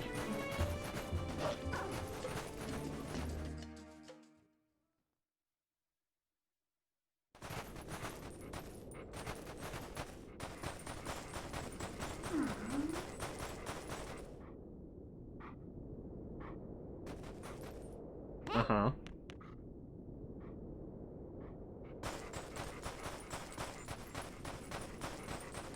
Well, they say they tried to invade the Sacred Realm, but they never elaborate more than that.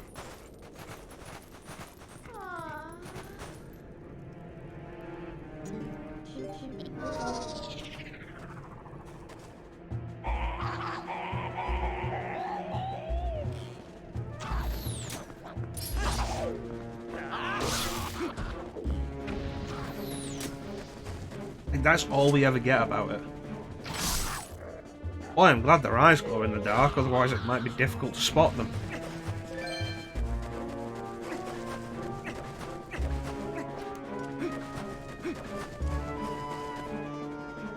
Like, invading the Sacred Realm is basically the same thing Ganondorf did.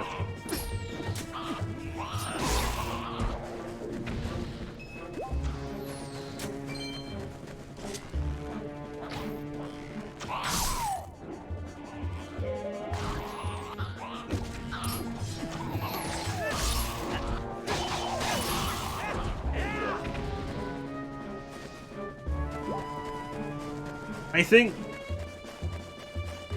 I would assume that that is unconnected. But they also never actually elaborate on the war that she was fleeing. Like, she was fleeing some kind of war, and they never elaborate on that.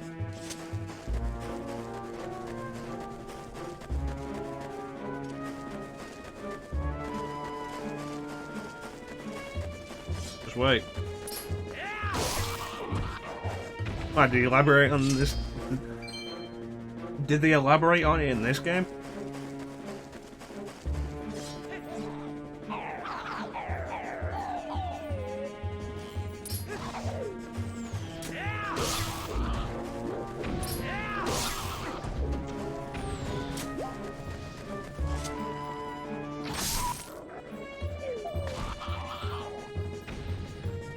Because if they do, I don't remember that.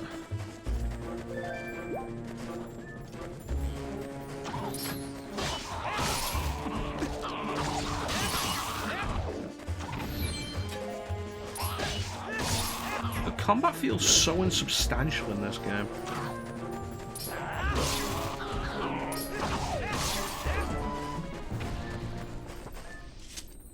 Like, particularly more than like any of the previous games, it feels like I'm just waving my sword about until the enemies are done. Which is kind of unsatisfying, honestly. Especially considering this game has the whole thing of you unlocking new moves and abilities.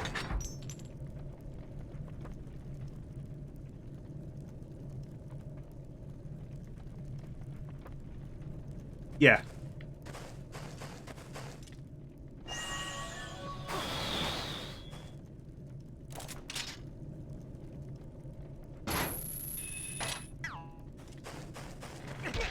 You're suggesting that's the war?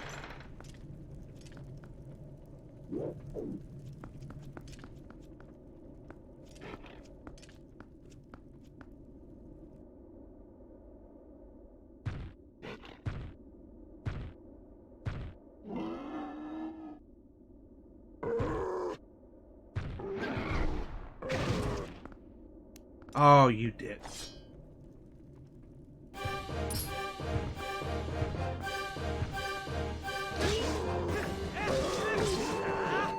The problem there lies in, like, what did Ganon do after Link fell? Because if Link fell, then Zelda must have also fallen. Which would have meant Ganon got the complete Triforce, which he has in A Link to the Past.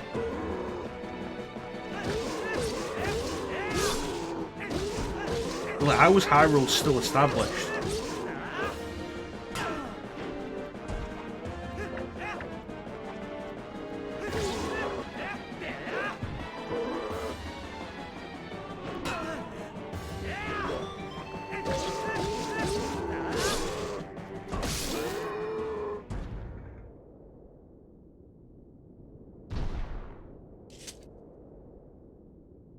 It becomes the problem with trying to speculate anything that the games don't actually explain, because there are just so many gaps in everything. And Nintendo obviously doesn't really care.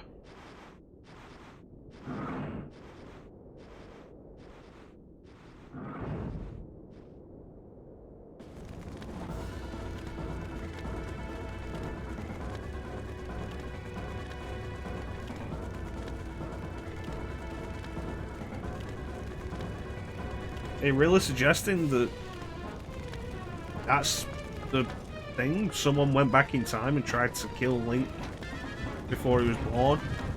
Which is why Link's mother was injured and fled Hyrule into the forest?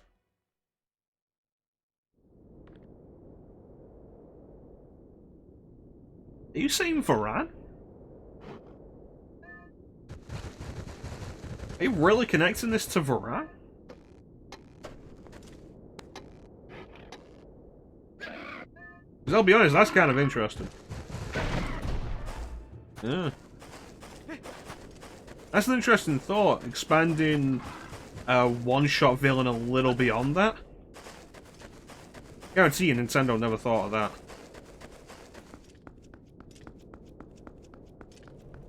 It's honestly kind of a shame Nintendo doesn't really do more with its one-shot villains.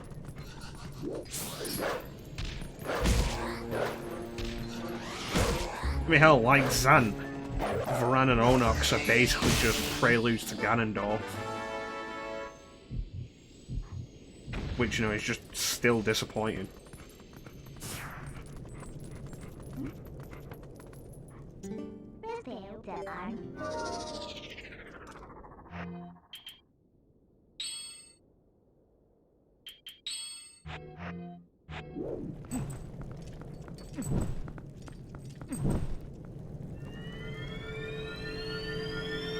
Yeah.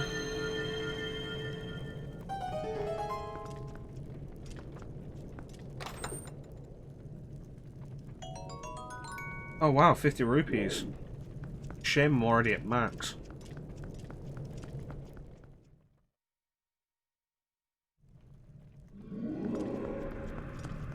Welcome. The next dungeon.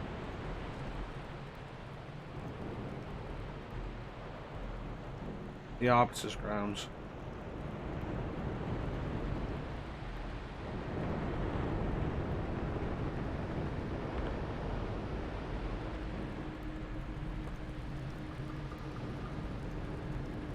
Yeah, it's an interesting thought, Zeke.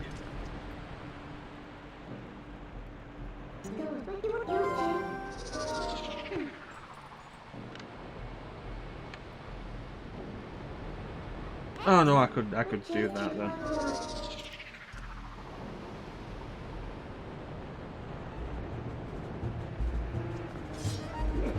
Like, it's interesting thoughts. My main concern with it is largely just that Nintendo is not going to have done that.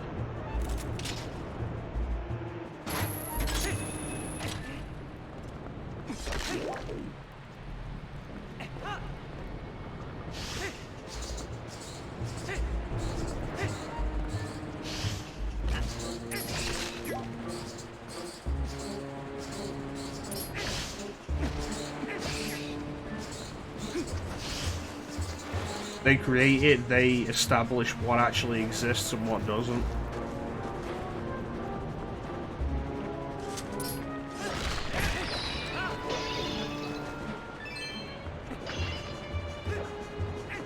Like, fan theories are all well and good, although I don't generally put much stock in them. I'm not overly interested. Well, let's be fair, it's not all that surprising to see fans do more for a story or a game than Nintendo does.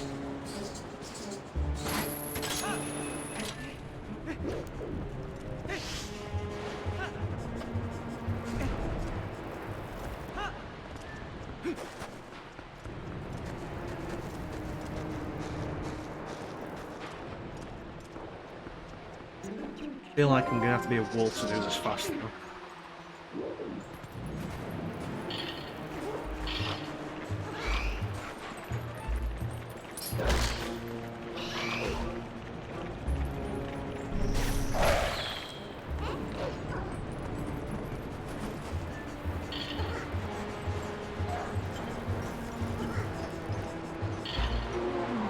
Nope. Gonna work.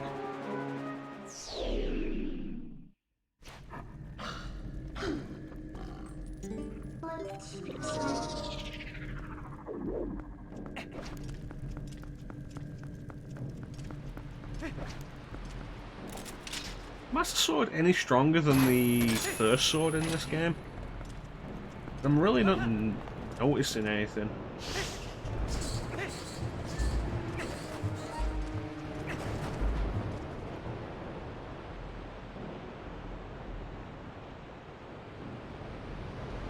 I just love how you were, Dude, I can do this, can't I? Shit.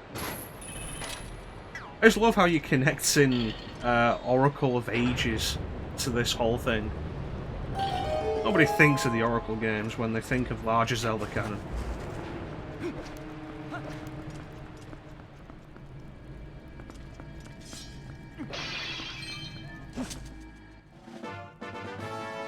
Ooh, oil.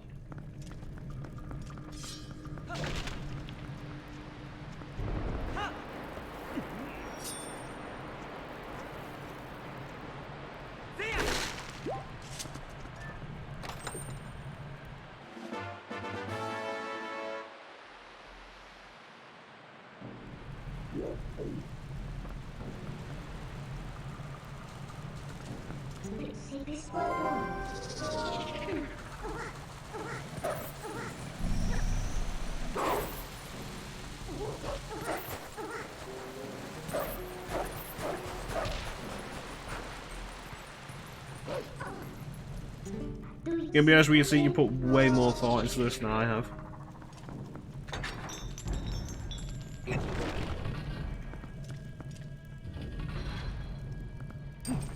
Oh boy, darkness. Oh boy, skeletons. At what point did this become Dark Souls?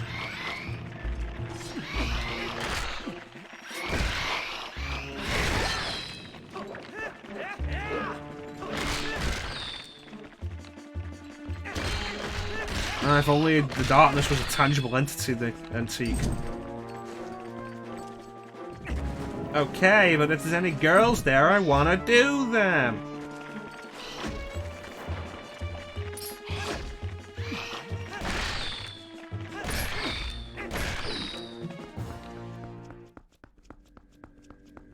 seen that in a long time.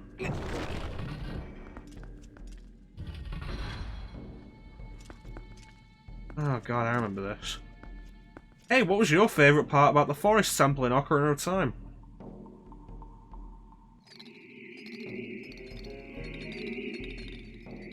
Was it when 4 Poes stole the flames so you had to chase them around the entire temple to progress?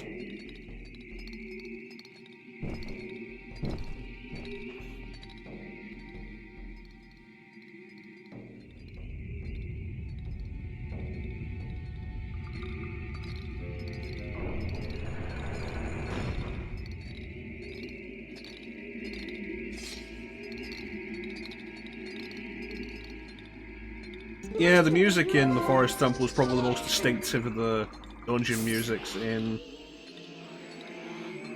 Ocarina of Time. I forgot these ones were different.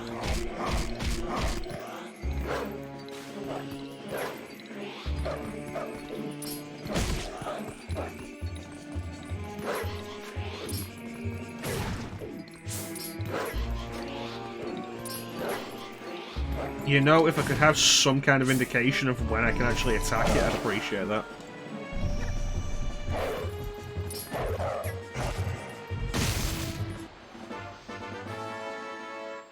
Alright. Progress.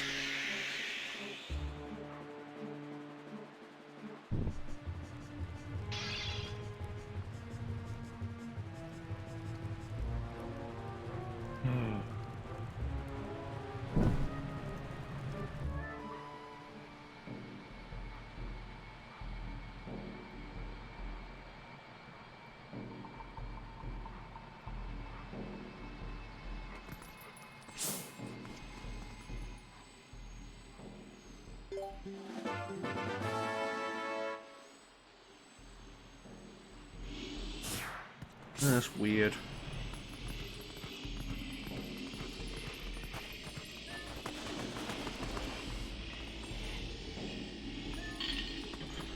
Bad trade. You want to forget the smell of your childhood friend and replace it with the smell of death.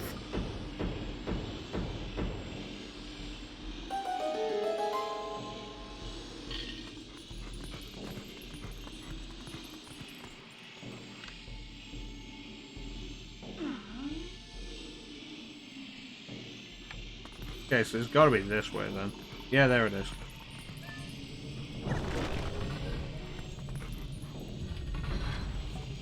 Okay, let's see what we have. Flying skull monsters. I feel like they went a bit too... I'm gonna say horrific with a bunch of the monster designs in this. Well, I'm going to assume that was a bubble. Oh god, the readers.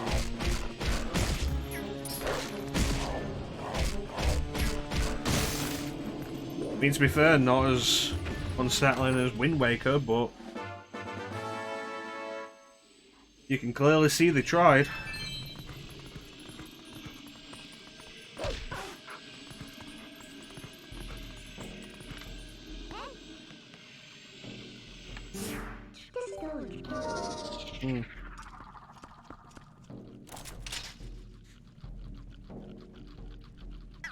Really? There's nothing up there for me to latch onto? There it is. You know, I like that.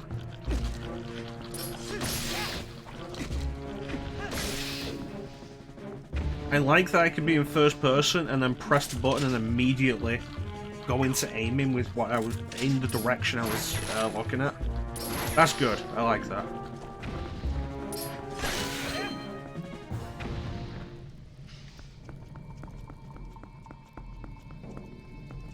I'm gonna have to turn that down there again. Would that even work if this turns?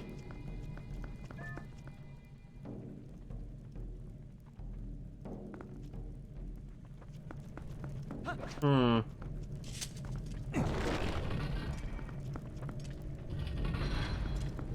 We'll have to work it out.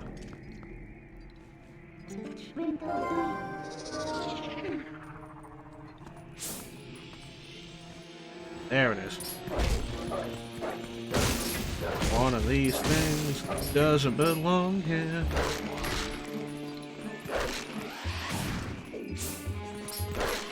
Okay, so it's kind of...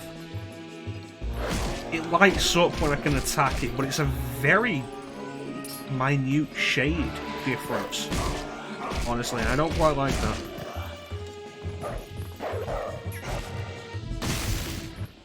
Especially considering how desaturated the colour is when you're using your senses anyway.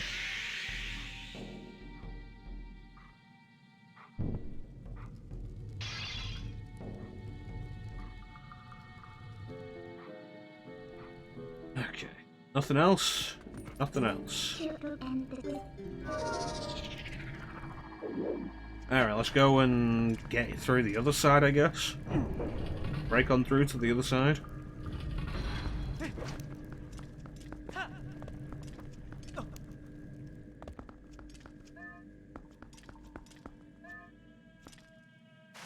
Push it some more. Ain't working.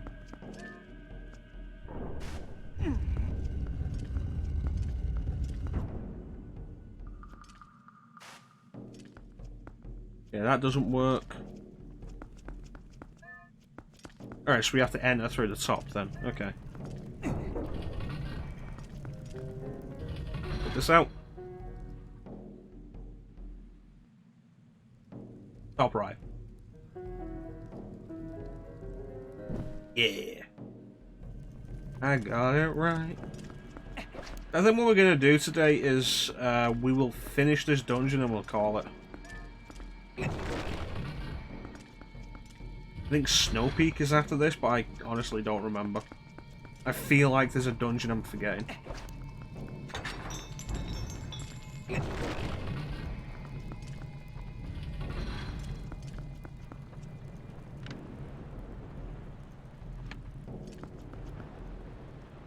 Yeah, there is. I'm forgetting Temple of Time.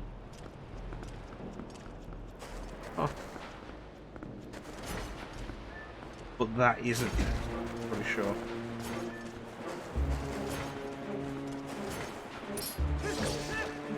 I'm pretty sure it's Snow Peak next.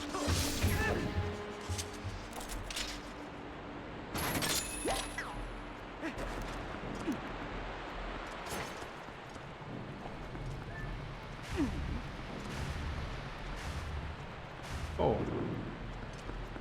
And 1, 2. Nope, just 4. So we have to put it 2 spaces. What does this get me?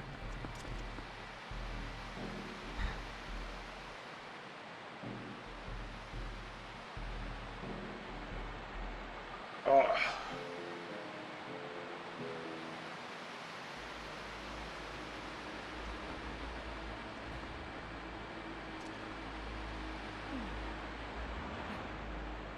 What does this get me?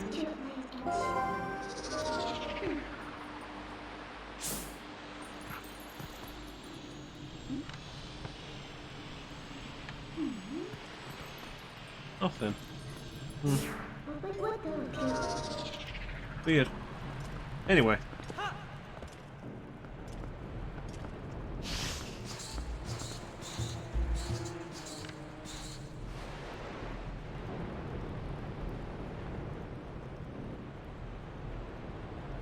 I feel like I'm missing something.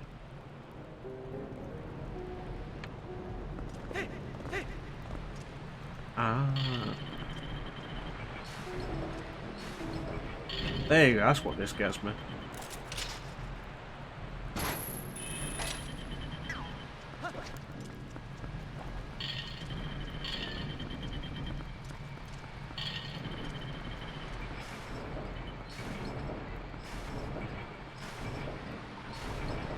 I bet.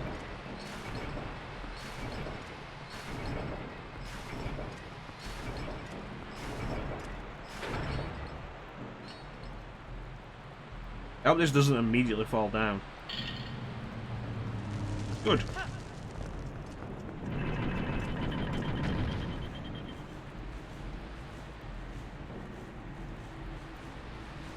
Almost got kinda nasty.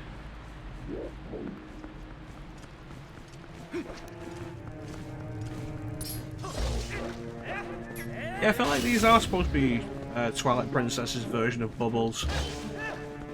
And they've really gone kind of hard on the horrifying aspects of them. They're not just skulls anymore, they're like monster skulls. Horrifying looking monster skulls. Oh hey, I can roll upstairs now. Sweet.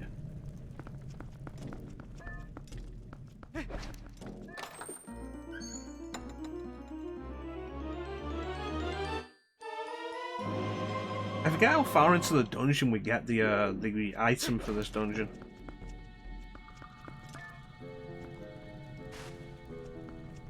Okay, so counterclockwise.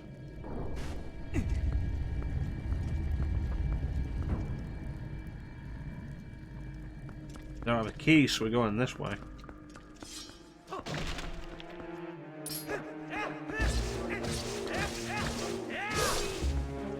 Oh, you would not believe how tired I've gotten of re-deads in Hyrule Warriors.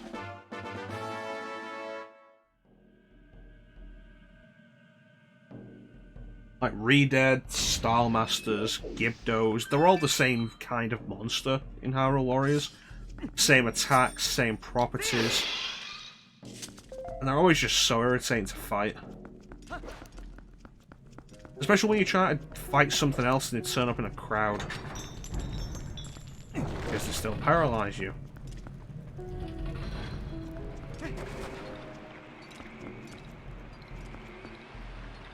Ball placement and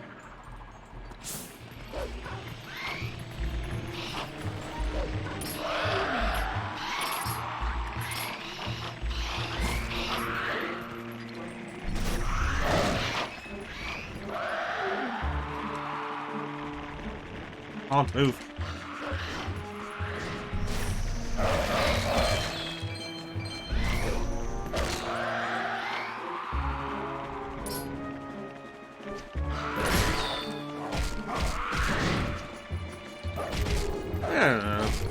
I quite enjoy Hyrule Warriors. My big surprise, I've never really disliked Warriors games. My big surprise with Hyrule Warriors is just that I've stuck with it for this long. Because while I do think Warriors games are quite fun, the problem is they're very samey. And so having them hold your attention for an extended period is pretty difficult. I never finished Dragon Quest Heroes because of that. It's why I was on my second. My current playthrough of Hyrule Warriors is my second attempt.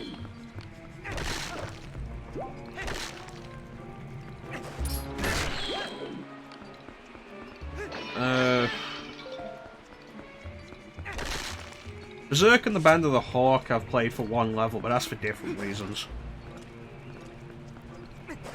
I tried Dynasty Warriors Gundam years ago and only did the first level because I felt like it was too slow. I didn't like how slow it was.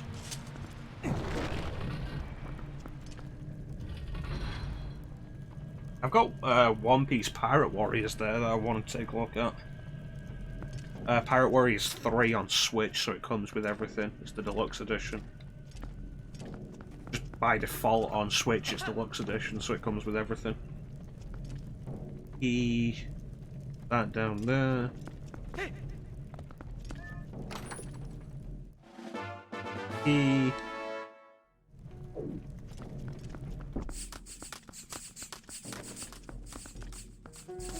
this would be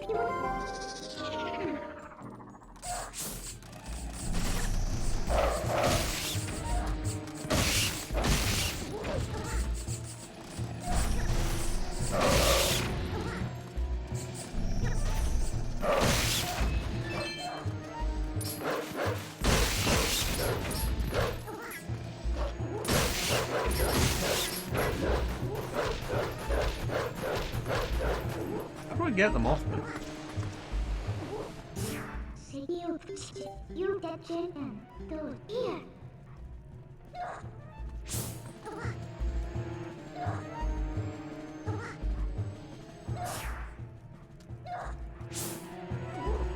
Any thoughts, Midna?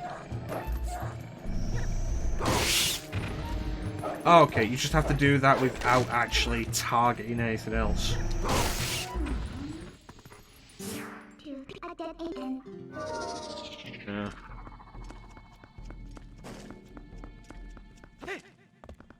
I've got Dynasty Warriors 8 Extreme Legends Complete Edition. I've had that for a while. And I've not done much of it. I felt like it got a little too complex for its own good. With the introduction of the whole base aspect, which I wasn't really into. I don't know when they introduced that, because I skipped Dynasty Warriors 7 and I don't remember Dynasty Warriors 6. I feel like it's an idea taken from the Empire's sub-series.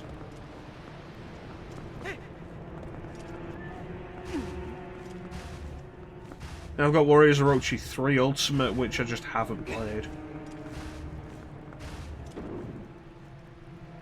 Part of the lack of overall interest in actually getting around to that is because I never actually played Samurai Warriors. It just something I never ended up picking up.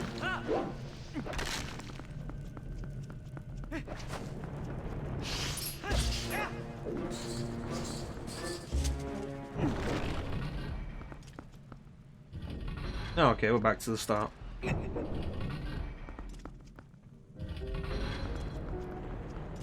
mean, there's a visceral enjoyment with the Warriors games of just how many enemies you can send flying in a single attack. And like, if the number hits 1,000, which often it does, 1,000 enemies that you've taken out, there's always a coolness to that.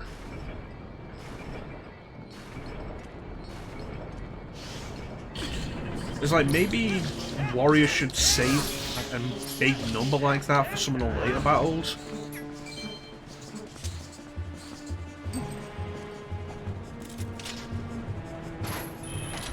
It's like you've got Katamari, and every Katamari game ends up with you building up to rolling up the world. And it's always so cool when you do that. And I think every Katamari game is helped with the idea that that's late to end game stuff you do in every game. Despite the fact you do it in every game, it's always cool because you always build up to it. That really wasn't worth it.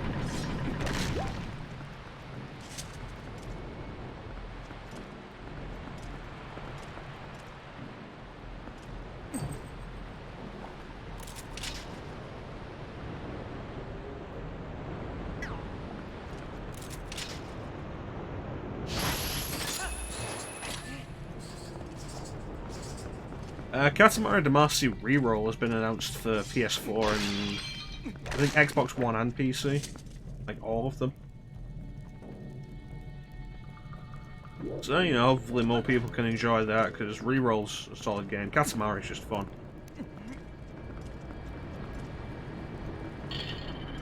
Will say though, Katamari Damacy Reroll is the first time in a game I saw the whole... My first time in a single-player game that I saw the whole agree to this privacy policy or you don't get to play.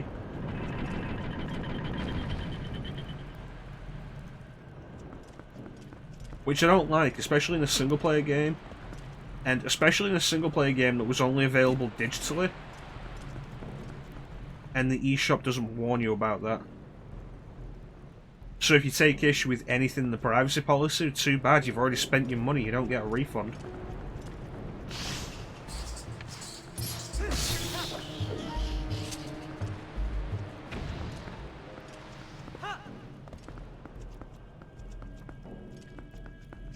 Is there a fast way up here? Oh, I couldn't make that anyway, I can't jump over.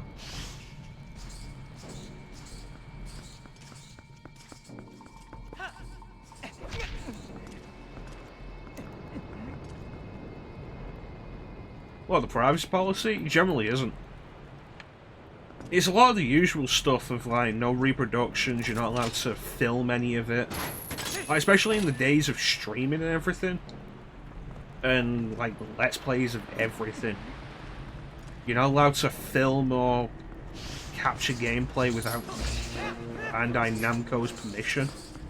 Like, no, it doesn't work.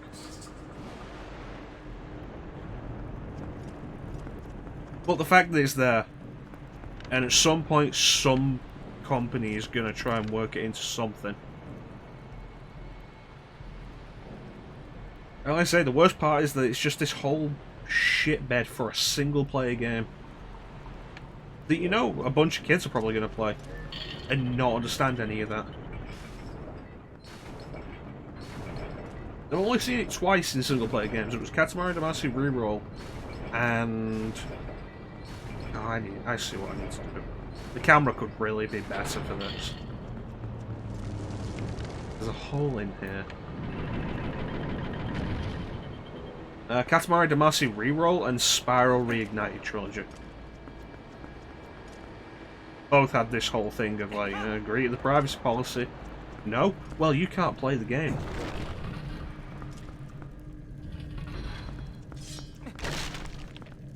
You know what, the bit that really gets me with it,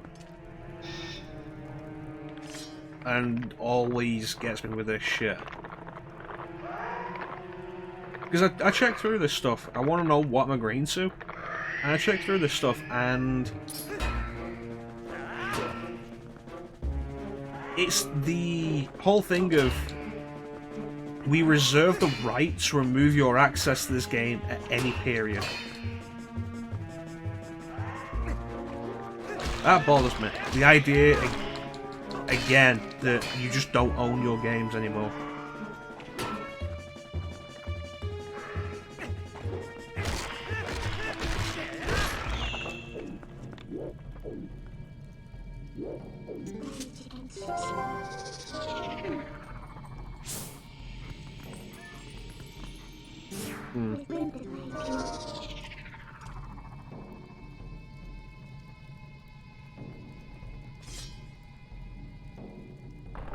You were going to get up again.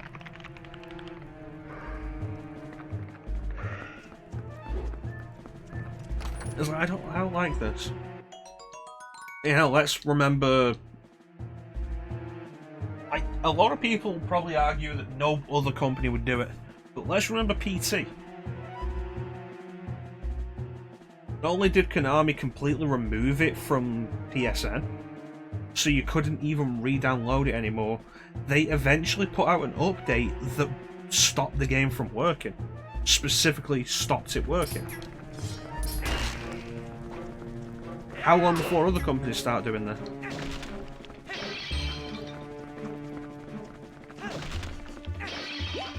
And with how people generally are, it's like, oh yeah, no, there'll be an outrage when it happens.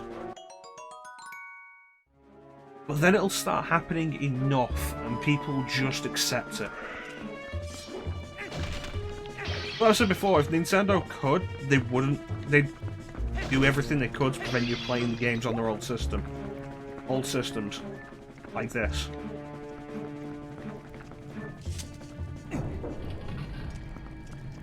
What if Nintendo turns around and starts doing that? How much different is it from making the Mario 3D All-Stars collection a limited time sale?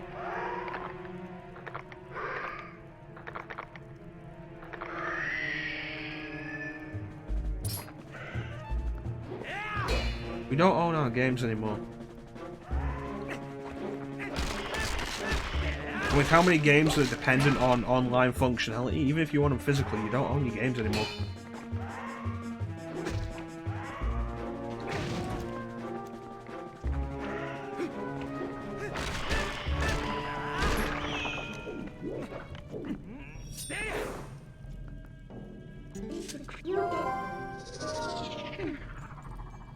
What is this? What is going on with it?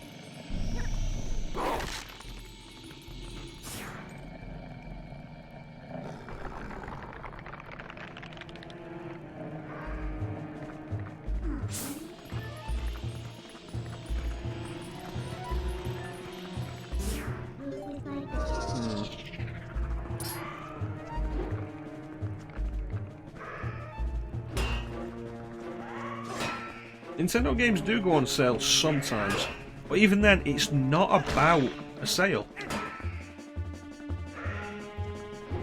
And if Nintendo's doing that specifically so that it doesn't go on sale, they're the ones that control their prices on their eShop anyway. If Nintendo chooses to, they don't have to put any of their games on sale ever. And even when they do put their games on sale, they never put them on sale for that much off.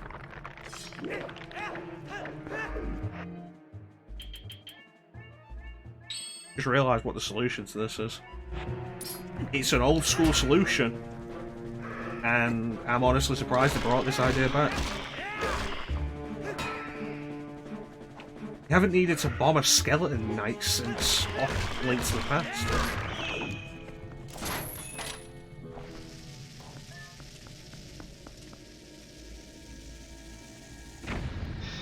That's old school.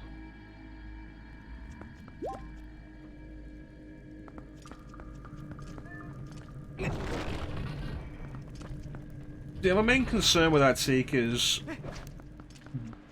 what's to stop them from doing it with other stuff? With everything. Like, Metroid's 35th anniversary is next year in August. What if they put out Metroid Prime Trilogy on Switch and do the same thing?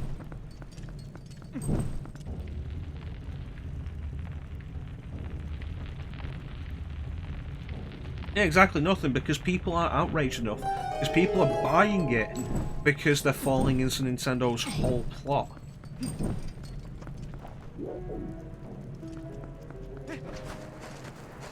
This entire thing's a mess, honestly. And it... Given how much there is to be angry about at the minute, it bothers me that it bothers me so much.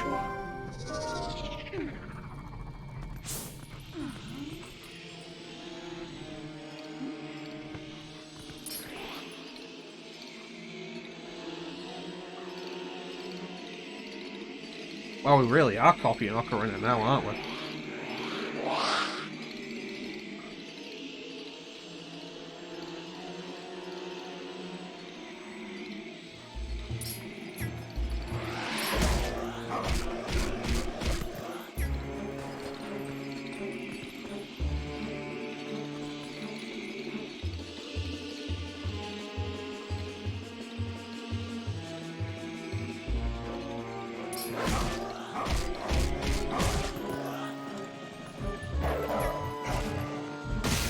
It seemed kind of pointless. Remember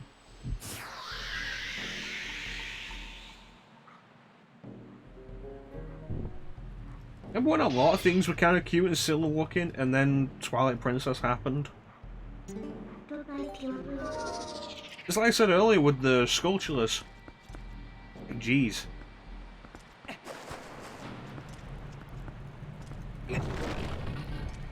Right, this leads me back here.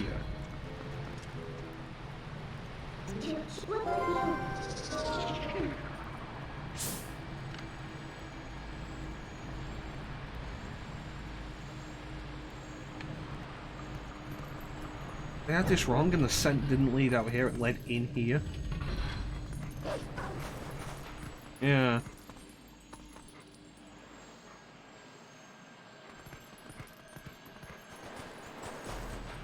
So where's the last one?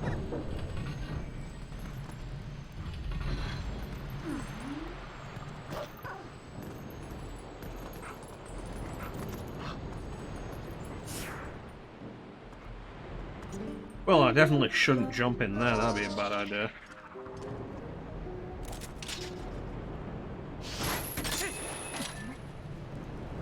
Alright, there's gotta be 1 cent left.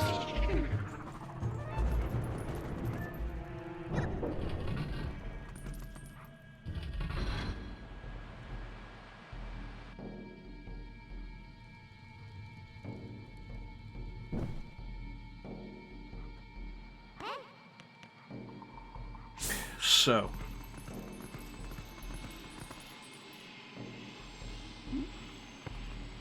we went over here.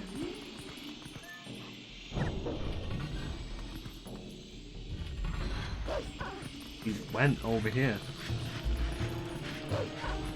Didn't we deal with the Poe over here?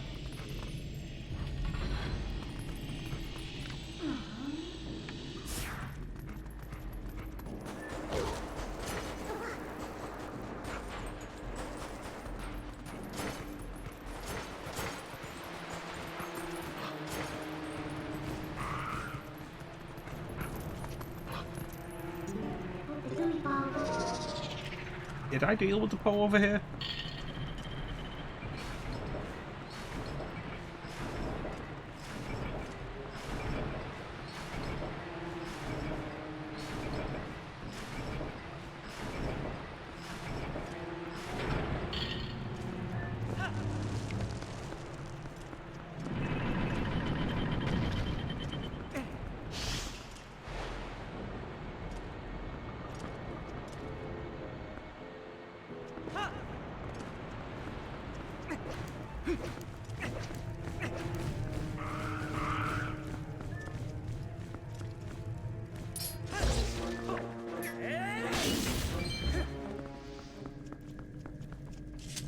It was counterclockwise.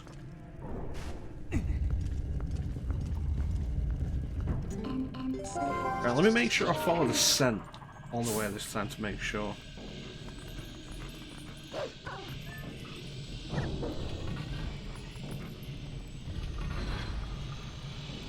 I hope the Redeads haven't respawned.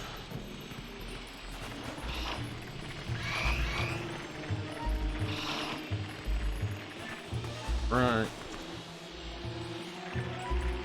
Something you're gonna miss unless you're looking constantly at the scent.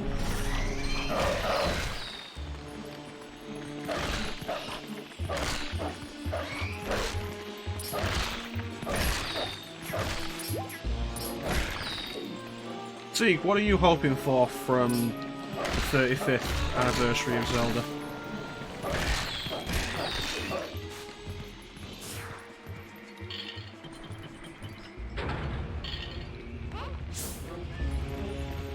There you are.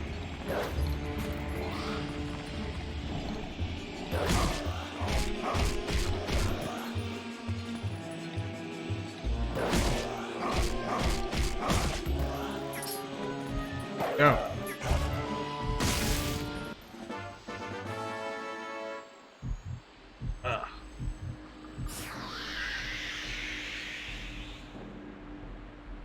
You know, that would be nice.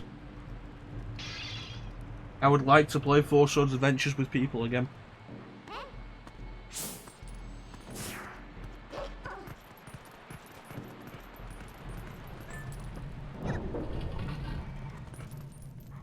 I was thinking either earlier today or yesterday, I forget exactly when. Because like Nintendo put Super Mario All-Stars on the Switch Online for the Super Nintendo. I was like, what could they do like that for Zelda? And my thought was like, what if they bring back the Satellaview games and put them on there? Like the remake of Zelda 1 that has never been officially available in any other way. Never available since.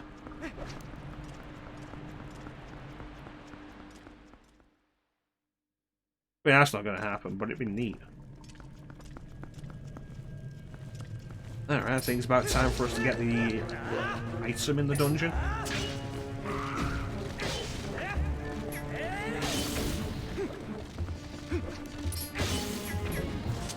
Yeah, 4 swords with online capability would be great.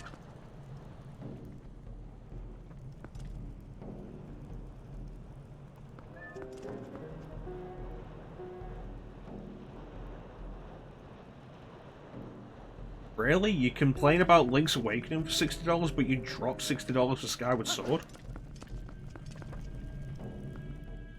I mean, Skyward Sword HD would be nice. My thought with that is, like, after... Because there was the rumour about... the Mario 3D collection for a while. And I was like, oh, 35th anniversary. There's been the rumour of Skyward Sword HD for a while, and I'm thinking now, like, 5th anniversary maybe?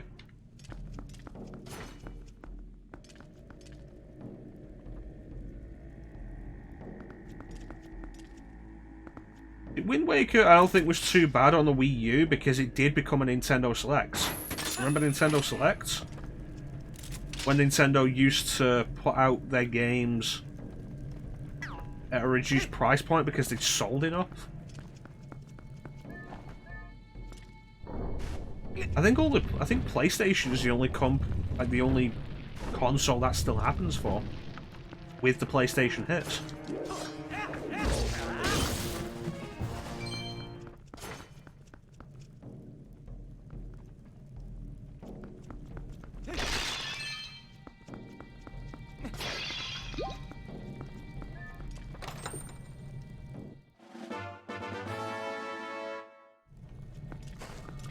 Like Uncharted 4, big hit for Sony. They reduced the price, full price, down to I think it's $16.99. Oh, one more.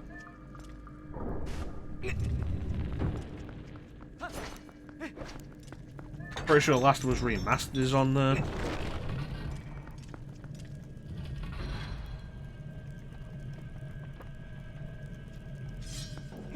RE7 is on Game Pass on PlayStation now.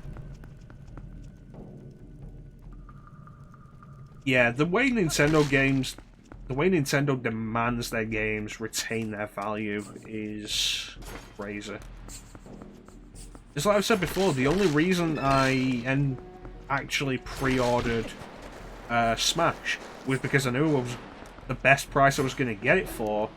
God damn it. I knew the best price I was going to get it for was like whatever good pre-order price I can get it for. I got it for £50.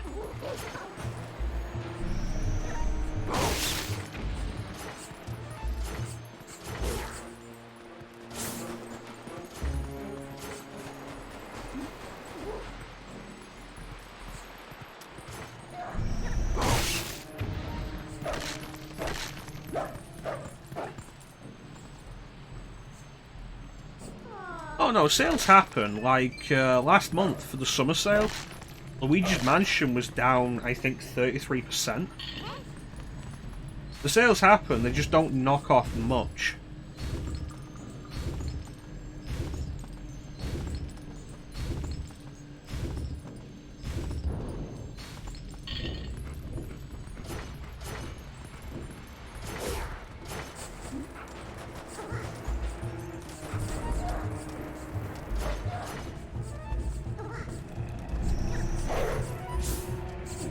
Seriously.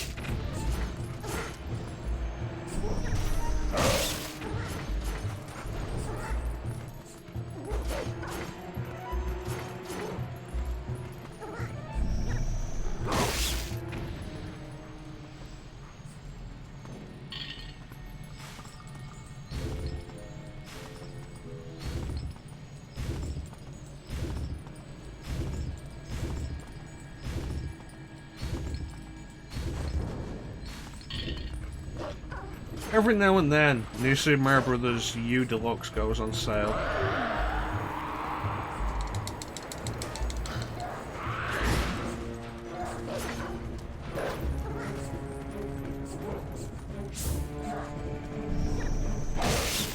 I'm just not fucking happy. Every now and then, New Super Mario Bros. U Deluxe goes on sale, and I think, maybe I'll get it. And it's like, well, the price is never low enough.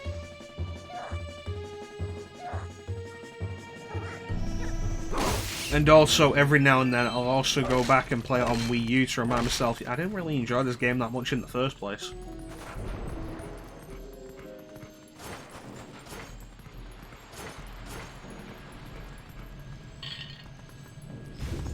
I mean, if I'm going to eventually just do that with a Nintendo game like that, it's going to be Donkey Kong Country Tropical Freeze.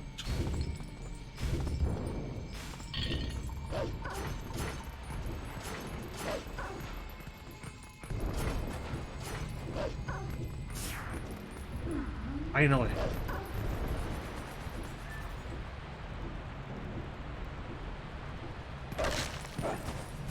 I've rebought a few of the Wii U games I already had. Like Mario Kart 8 Deluxe I rebought. And to be fair, I did get my money's worth playing that online with friends.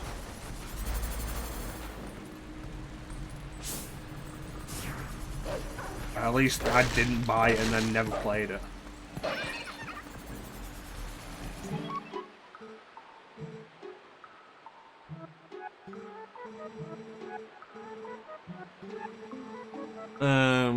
Hyrule Warriors.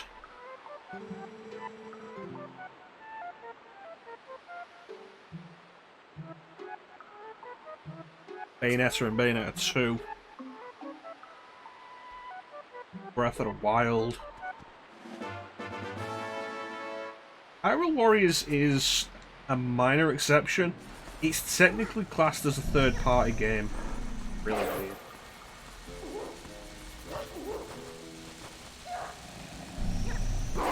So it tends to be on sale a little more often. It's like Mario and Rabbids Kingdom Battle has been on sale fairly regularly and for actually pretty good prices.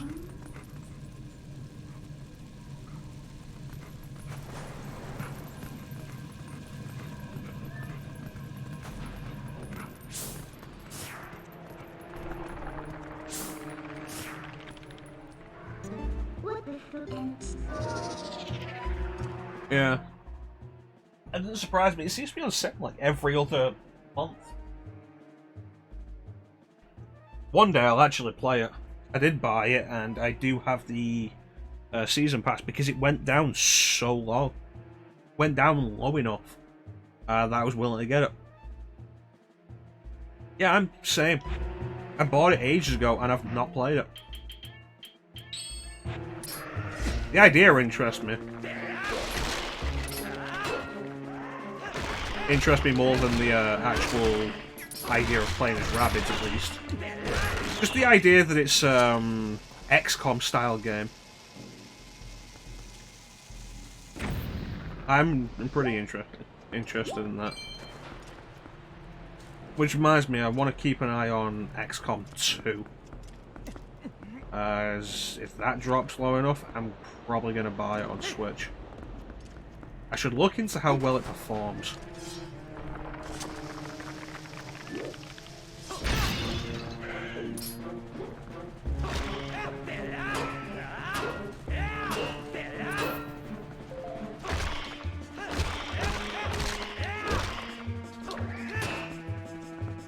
I've heard XCOM 2 is better than the first one. I did quite enjoy the first one. I think you also said it was better than the first one, didn't you, Teak?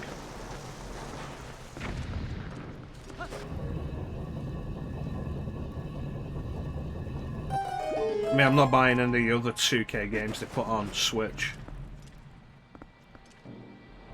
They already have BioShock Collection, and I don't need to buy it again.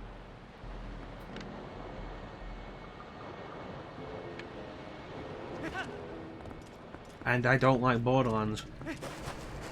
Even if I did, I have them already.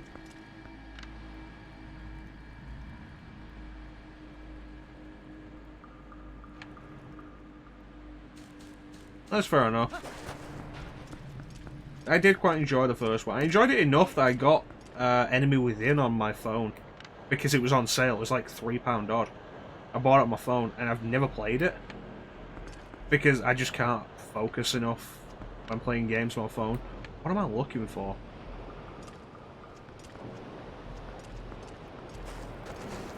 Yeah, that's not gonna work.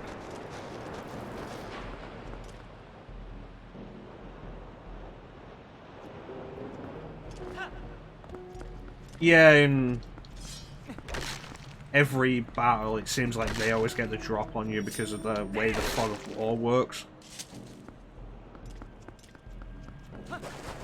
Probably would appreciate that more. I feel like there should be a claw shot point somewhere. And there isn't.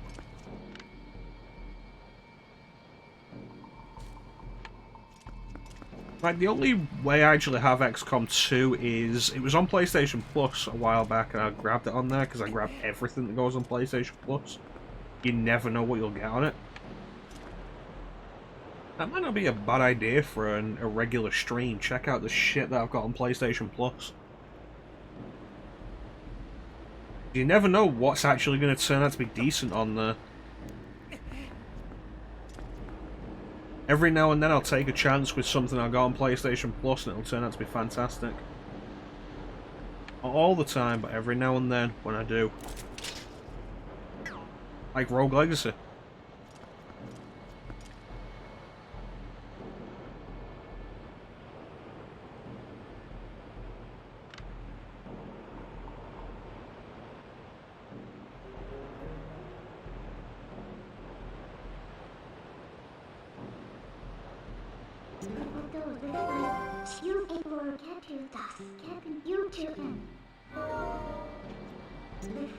Why is it lately that whenever I get a hint in a video game, it is never helpful?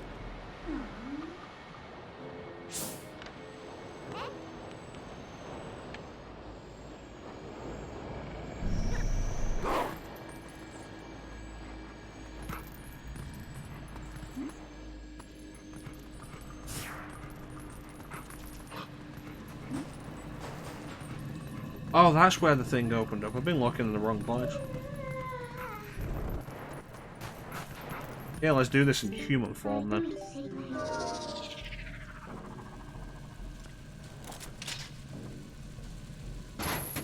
This opened up and I just didn't know where it was. That seems concerning.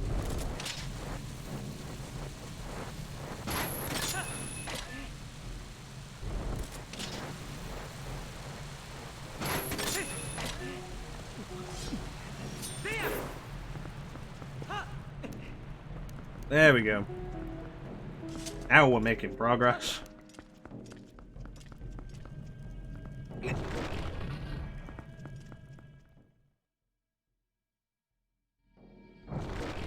I don't remember what the sub-boss of this dungeon is.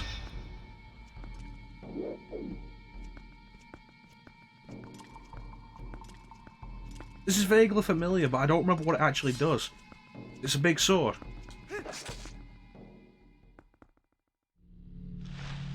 Big haunted sword.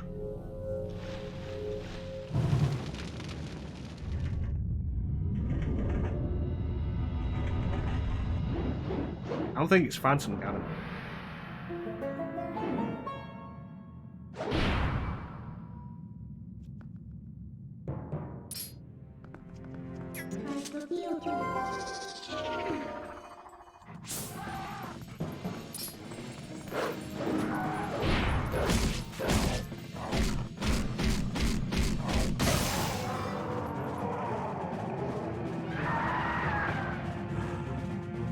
Yeah, kind of horrifying.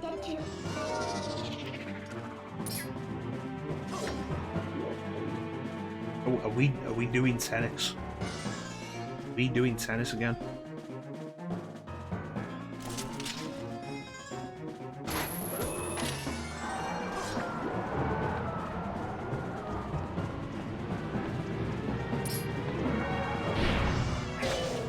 Yeah, I guess not.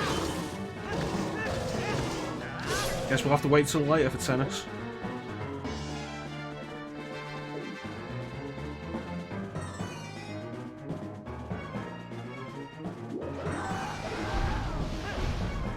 So apparently Tony Hawk's Pro Skater 1 and 2 is actually really good. Which is nice. I don't want to hold the button, I want to press it.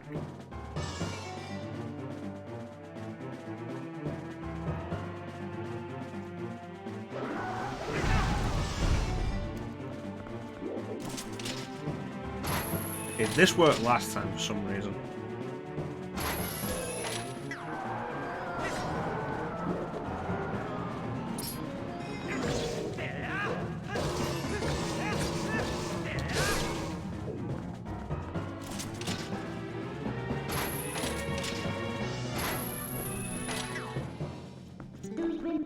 Going invisible again.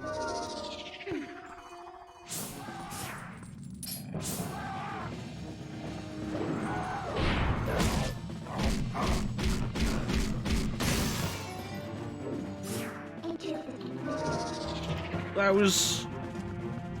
was kind of surprising, like, after... I don't want that. After the success of the Crash and Spyro re-releases, remasters, remakes, whatever you want to call them, Activision came out and said, we want to do more of that. We want to remake and re-release a bunch of our old stuff. And it was surprising because, like, what does Activision have that wasn't licensed? Hey, Star. He's dead now. This is the Arbiter's Grounds. It's like, what did Activision have that wasn't licensed? They only have Crash and Spyro because they bought them. There's a mini-boss. The boss of this dungeon is Star-Lord. It's like, somehow they managed to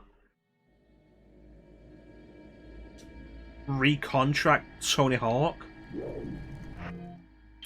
Somehow. And get Tony Hawk's remade.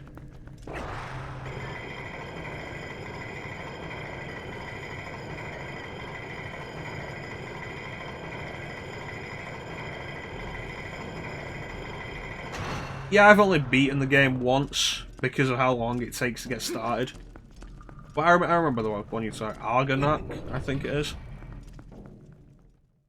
It's an issue this game has. A lot of its bosses are visually really cool, but they're not difficult to fight.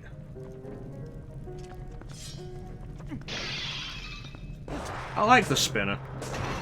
I wish it maintained its momentum better.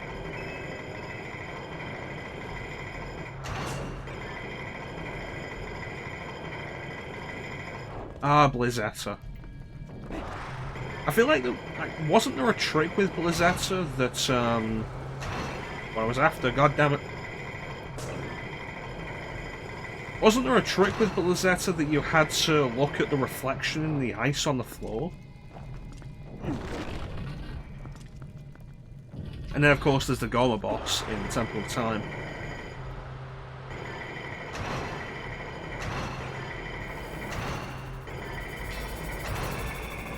I don't remember. I don't know if I'm remembering right or if I'm thinking of something else. Like, I feel like the spinner would be cooler if it maintained its momentum. Like, make it an actual method of transport. Be kind of cool.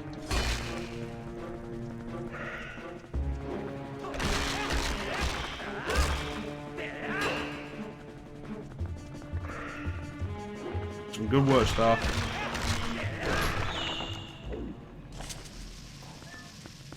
Now I'm going to switch these around.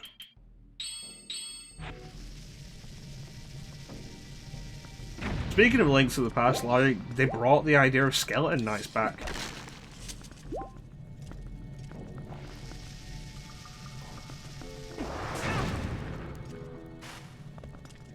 You take them down and you have to hit them with a bomb to actually properly defeat them. The wrong button. I'm pressing the wrong button for that now.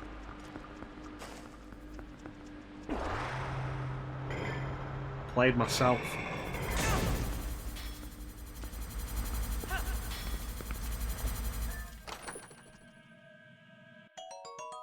Yeah. I want to see about doing that one session Ocarina of Time stream at some point. Not this weekend, because this weekend we're doing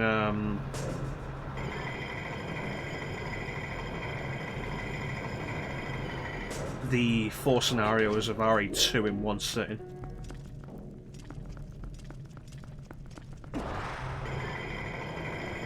Next weekend, maybe?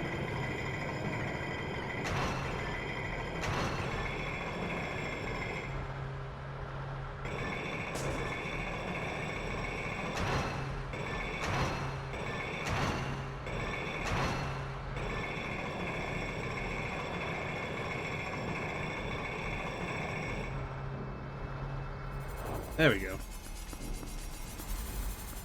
Tomorrow. Original RE2, yeah. Tomorrow. We're gonna do it tomorrow. Probably the GameCube version. So that I can skip the cutscenes and we won't be here for, like, probably longer than 6 hours. I feel like I can have them all done in under 6 hours if we're skipping cutscenes.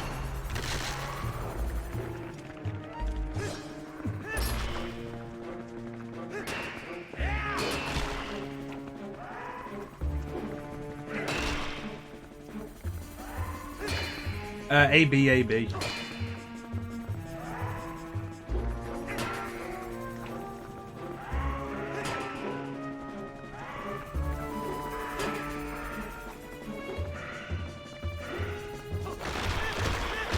Yeah, AB is also more convenient because we only have to switch story 3 times, I think, with that.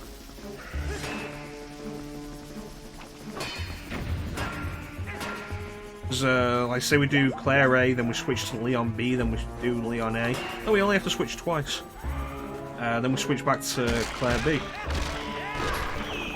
If we do it A, B, then Claire A, switch to Leon A, and then...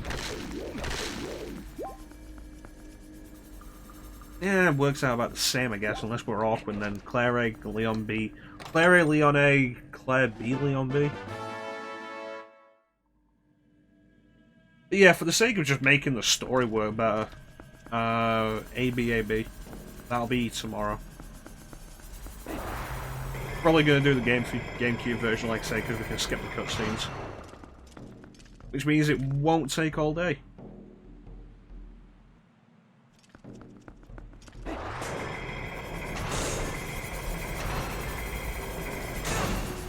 The timing on that just was not friendly to me.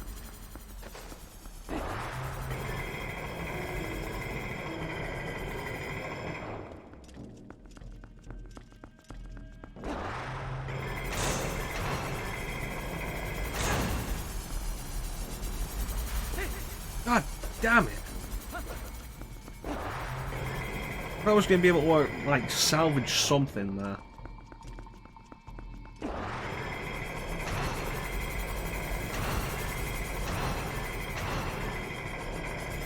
Awesome. I don't know where this leads. Ah. Boss key.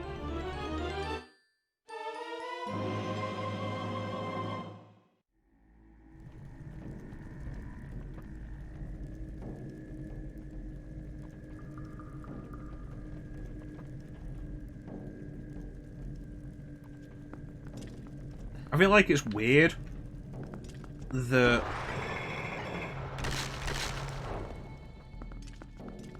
Goron Mines has a unique boss key, and no other dungeon has had that since.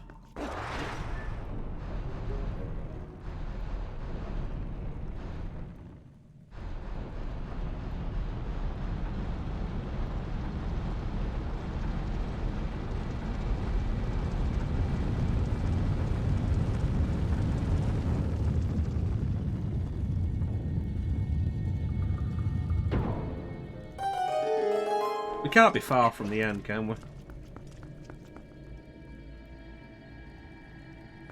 Alright. Rock and roll. Yeah, Spinner's cool. I feel like it's kind of underutilized.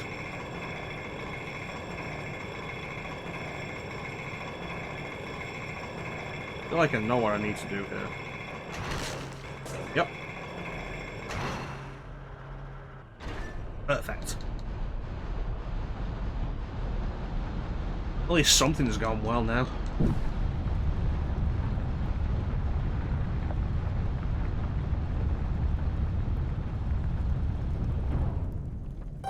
Like I said before, like, the coolest thing with Twilight Princess is the original items. Like, really mixing it up. I think the spinner's cool. The iron ball is kind of neat. The minion rod's kind of neat. And the dual claw shots are great. Admittedly, in a bunch of cases, the uses for them are very situational. It's unfortunate. But the ideas behind them are really neat.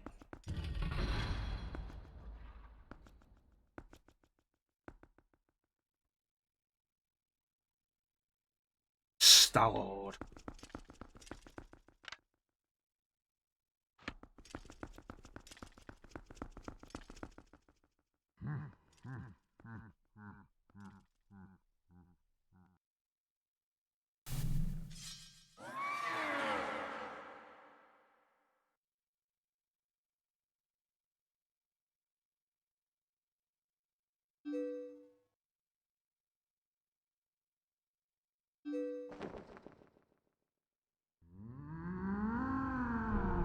Yeah, we see this time, Zan, I have the Master Sword.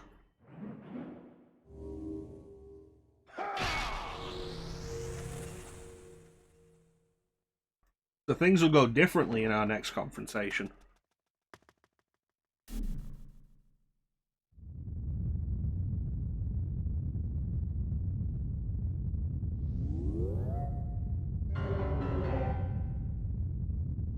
Here we go. Here we go.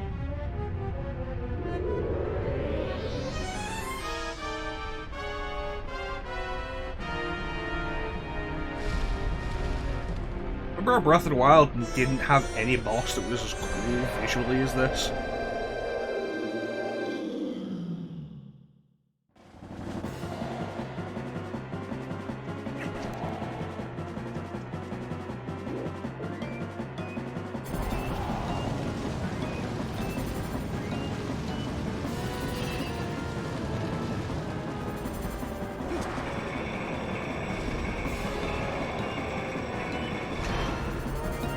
It's just a bunch of cool designs. I think almost every boss in this game is visually really cool.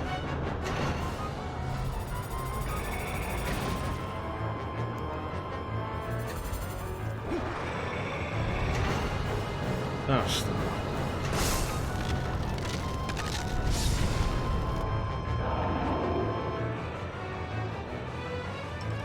And Twilight Princess's bosses and boss designs are really cool. It's just really a shame that they're all really easy.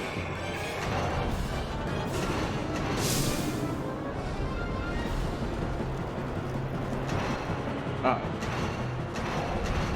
Come up.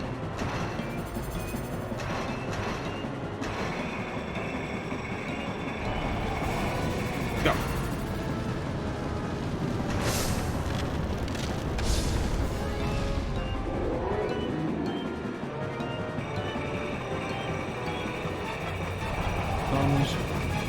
Go! And I couldn't get the turn in on it.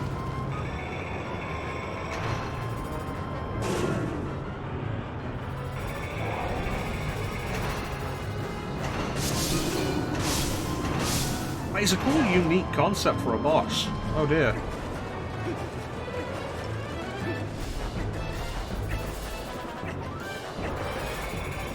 And because it uses the spinner as the item to use, it also means it's not a repeat or a recurring design to defeat the boss.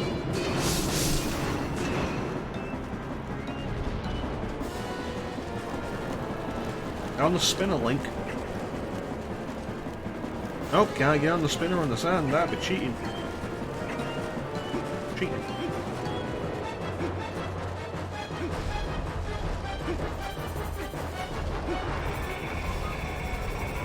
That could have been less painful.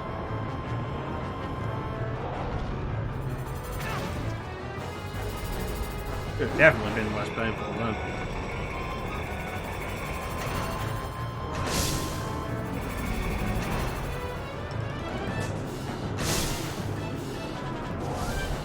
On.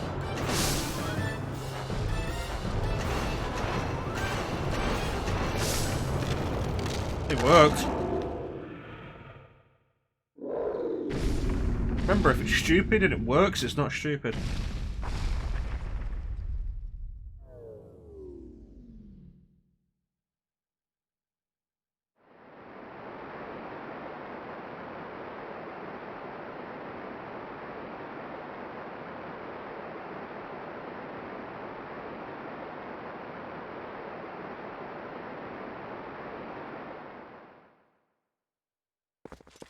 It very clearly just moved.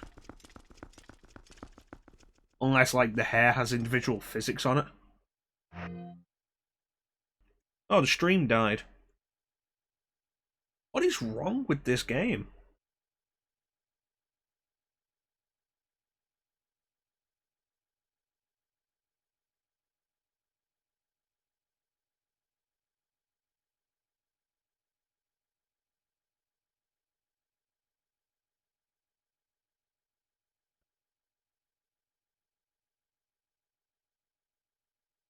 We come back.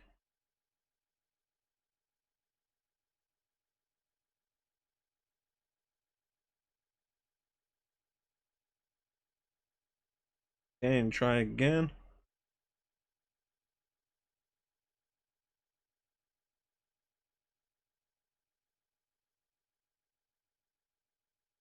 Right, we're back. Stream died. What is it with this game? This is 3 sessions in a row we've streamed this game, and the stream has had issues. And disconnected. That didn't have a problem when we were doing Arkham Asylum or Arkham City. This is getting ridiculous.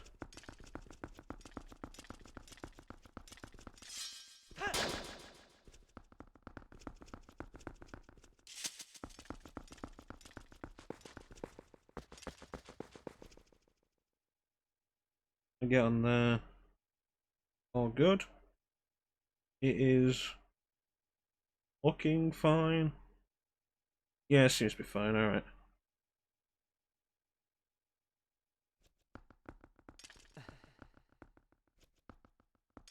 I honestly really can't believe 3 streams in a row. It's not even like 3 streams in a row, 3 Twilight Princess sessions in a row. Nothing else. Not ruined, not gone bad for anything else.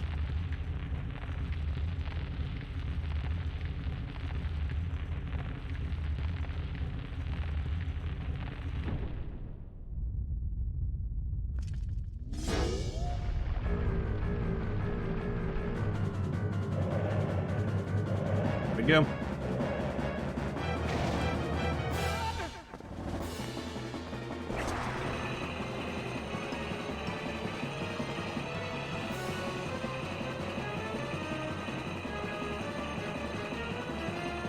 Brings back memories of chasing Goat in Majora's Mask. Which was a cool boss, it was like my favourite boss in Majora's Mask.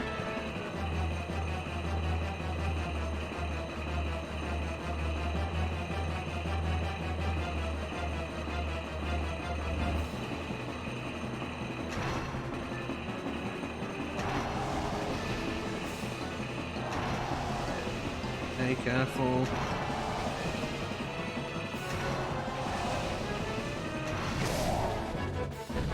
Well, hit us both, but I've got extra health to spare.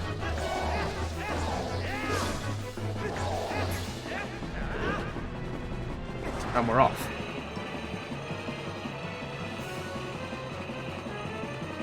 This is a cool fight.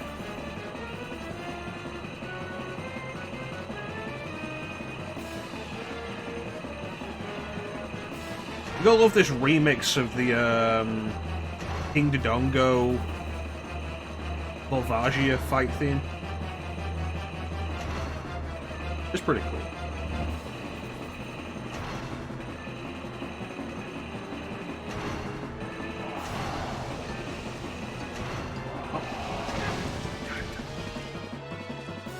Back up.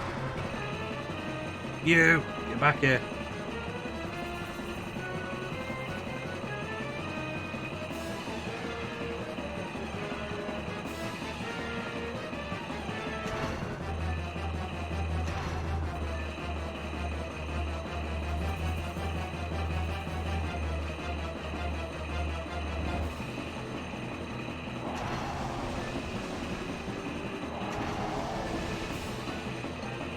This time, make sure I don't jump too soon.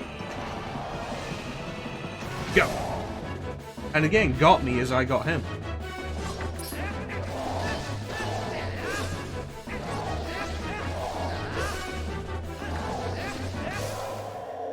There you go. Star-Lord. Deboned.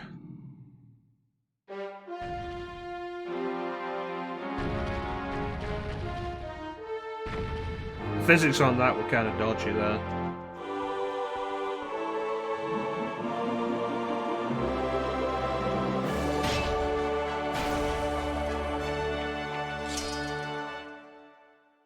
Yeah. Yeah, I was thinking that with one of the earlier fights, I think it was Virus. There's like, oh, this feels like it's missing something. And my thought was the dance from Wind Waker. Well, I guess like the spinning and sheathing the sword does work as well, I guess.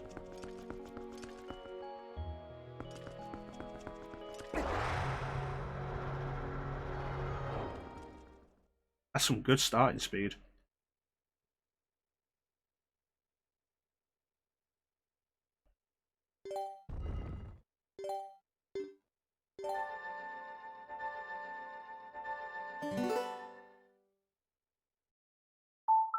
Well, I think we're gonna leave it there for tonight.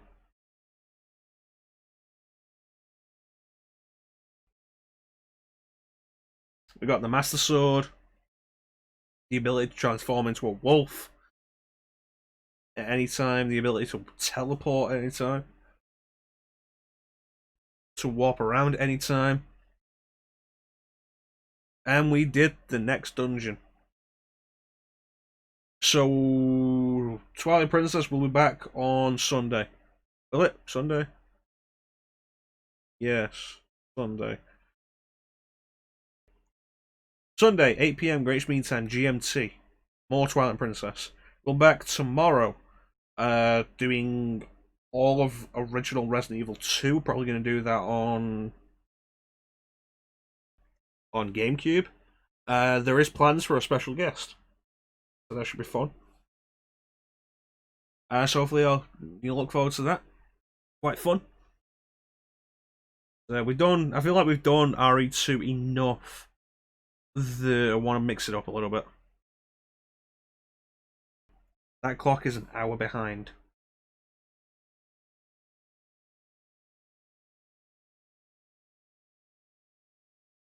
Yeah. I want to mix it up a bit with RE2, so we're gonna have a guest. That should be fun. Hopefully, if everything goes according to plan. Gonna aim probably for around about 7 or 8-ish GMT. We'll say 8. You really think I'd let Hideo Kojima on my stream?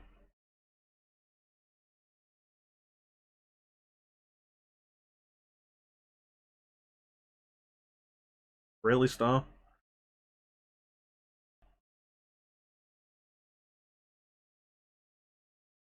Yeah, we'll say 8 PM GMT. We'll set that up.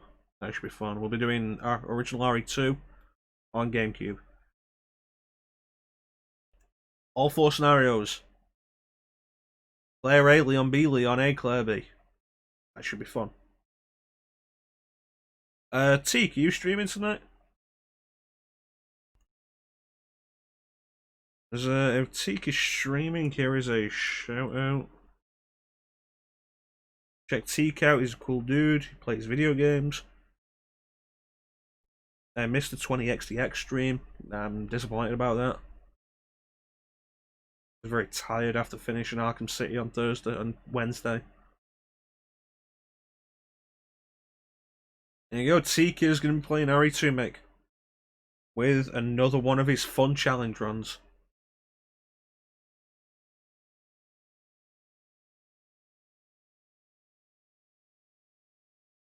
My feed is so full of the remakes, and it kind of makes me miss the originals. Like, it's so rare to see on my feed people playing the original Resident Evils.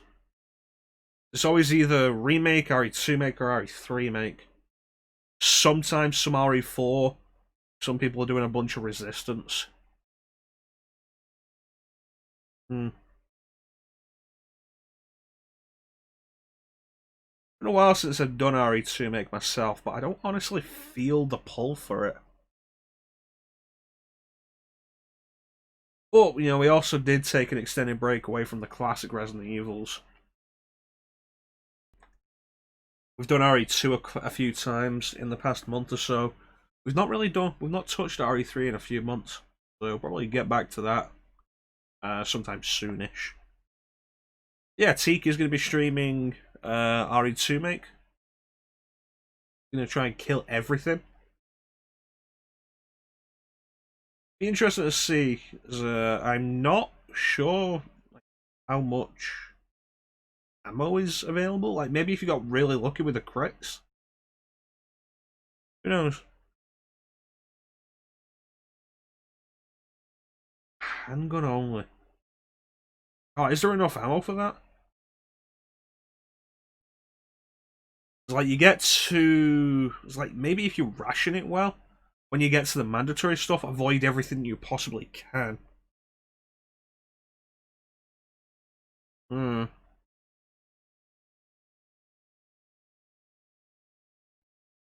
Bail out the holding cells.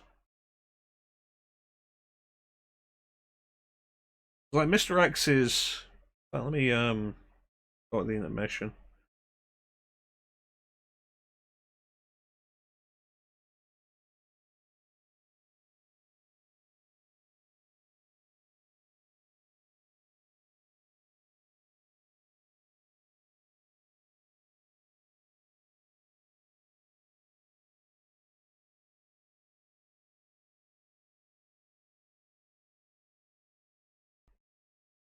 Yeah, Mr. X is completely avoidable up until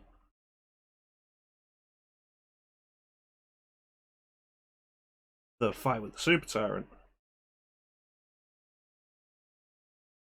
Like, Claire B, can you get past him on the balcony?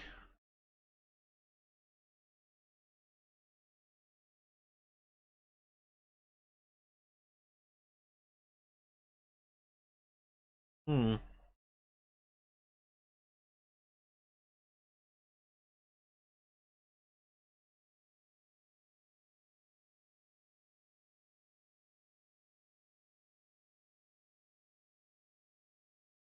Yeah, it's on OGRE2.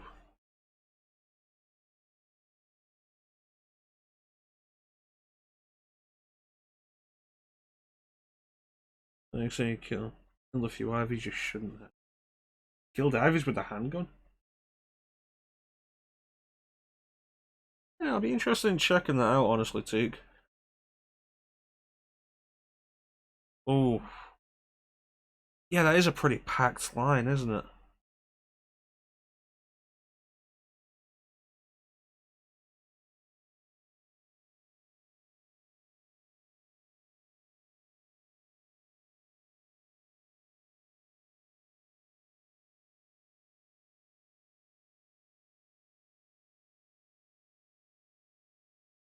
Yeah, getting back to the train. Bunch of zombies.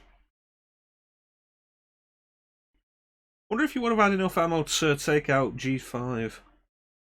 I'd be interested to see some of that. Check it out.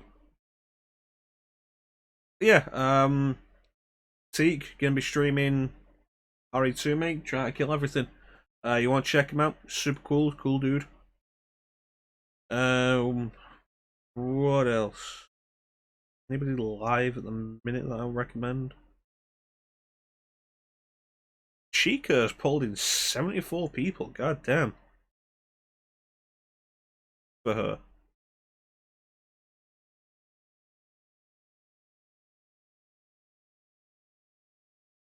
Hmm. Yeah, back tomorrow. 8 PM Greenwich Mean Time, GMT, with the full RE2 run. It should be fun.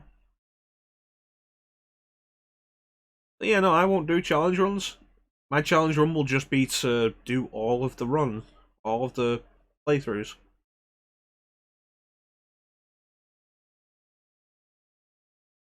Because I don't have the patience for challenge runs.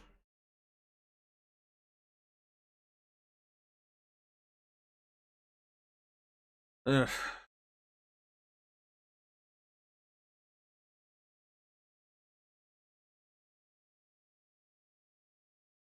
Gonna throw a shout out for Clem as well. Clem will be streaming tomorrow.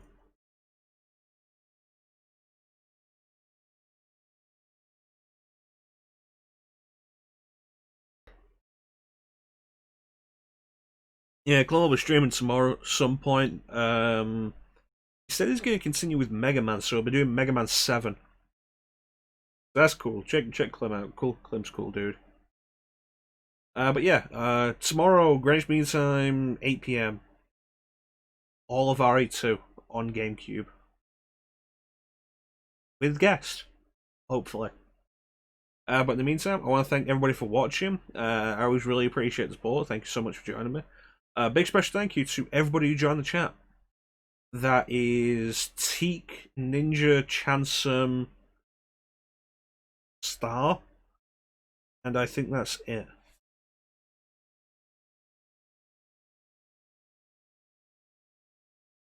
In Freedom Hours, that is figure out how to get your country on one time zone. Oh yeah, also Signer. Signer was here. See, this is why I go back through the chat to make sure I've not missed anybody. But then the chat also only goes so far. But here we are. I have Signer saying hello, and then Signer saying absolutely nothing for the next 3 hours.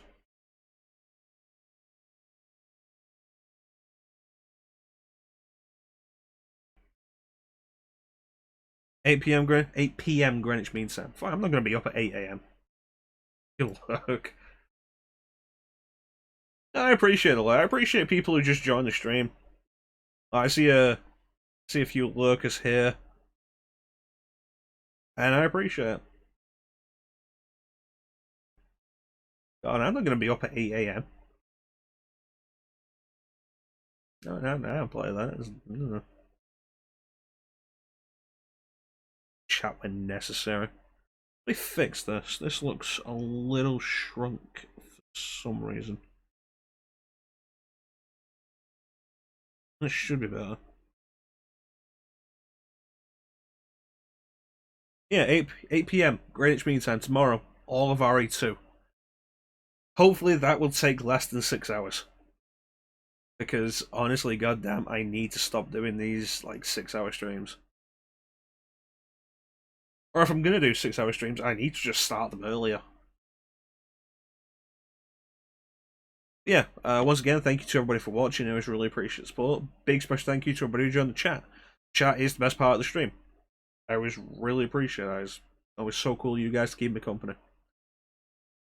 Tomorrow 8 p.m. Greenwich Mean Time, all of RE2 on GameCube. We will be skipping cutscenes so it doesn't take all night. But with that, I want to thank everybody for watching. Have yourselves a fantastic time of day, and take care. We'll catch you next time, guys. Bye. Bye-bye. Bye. Bye. Bye-bye. Bye. Bye.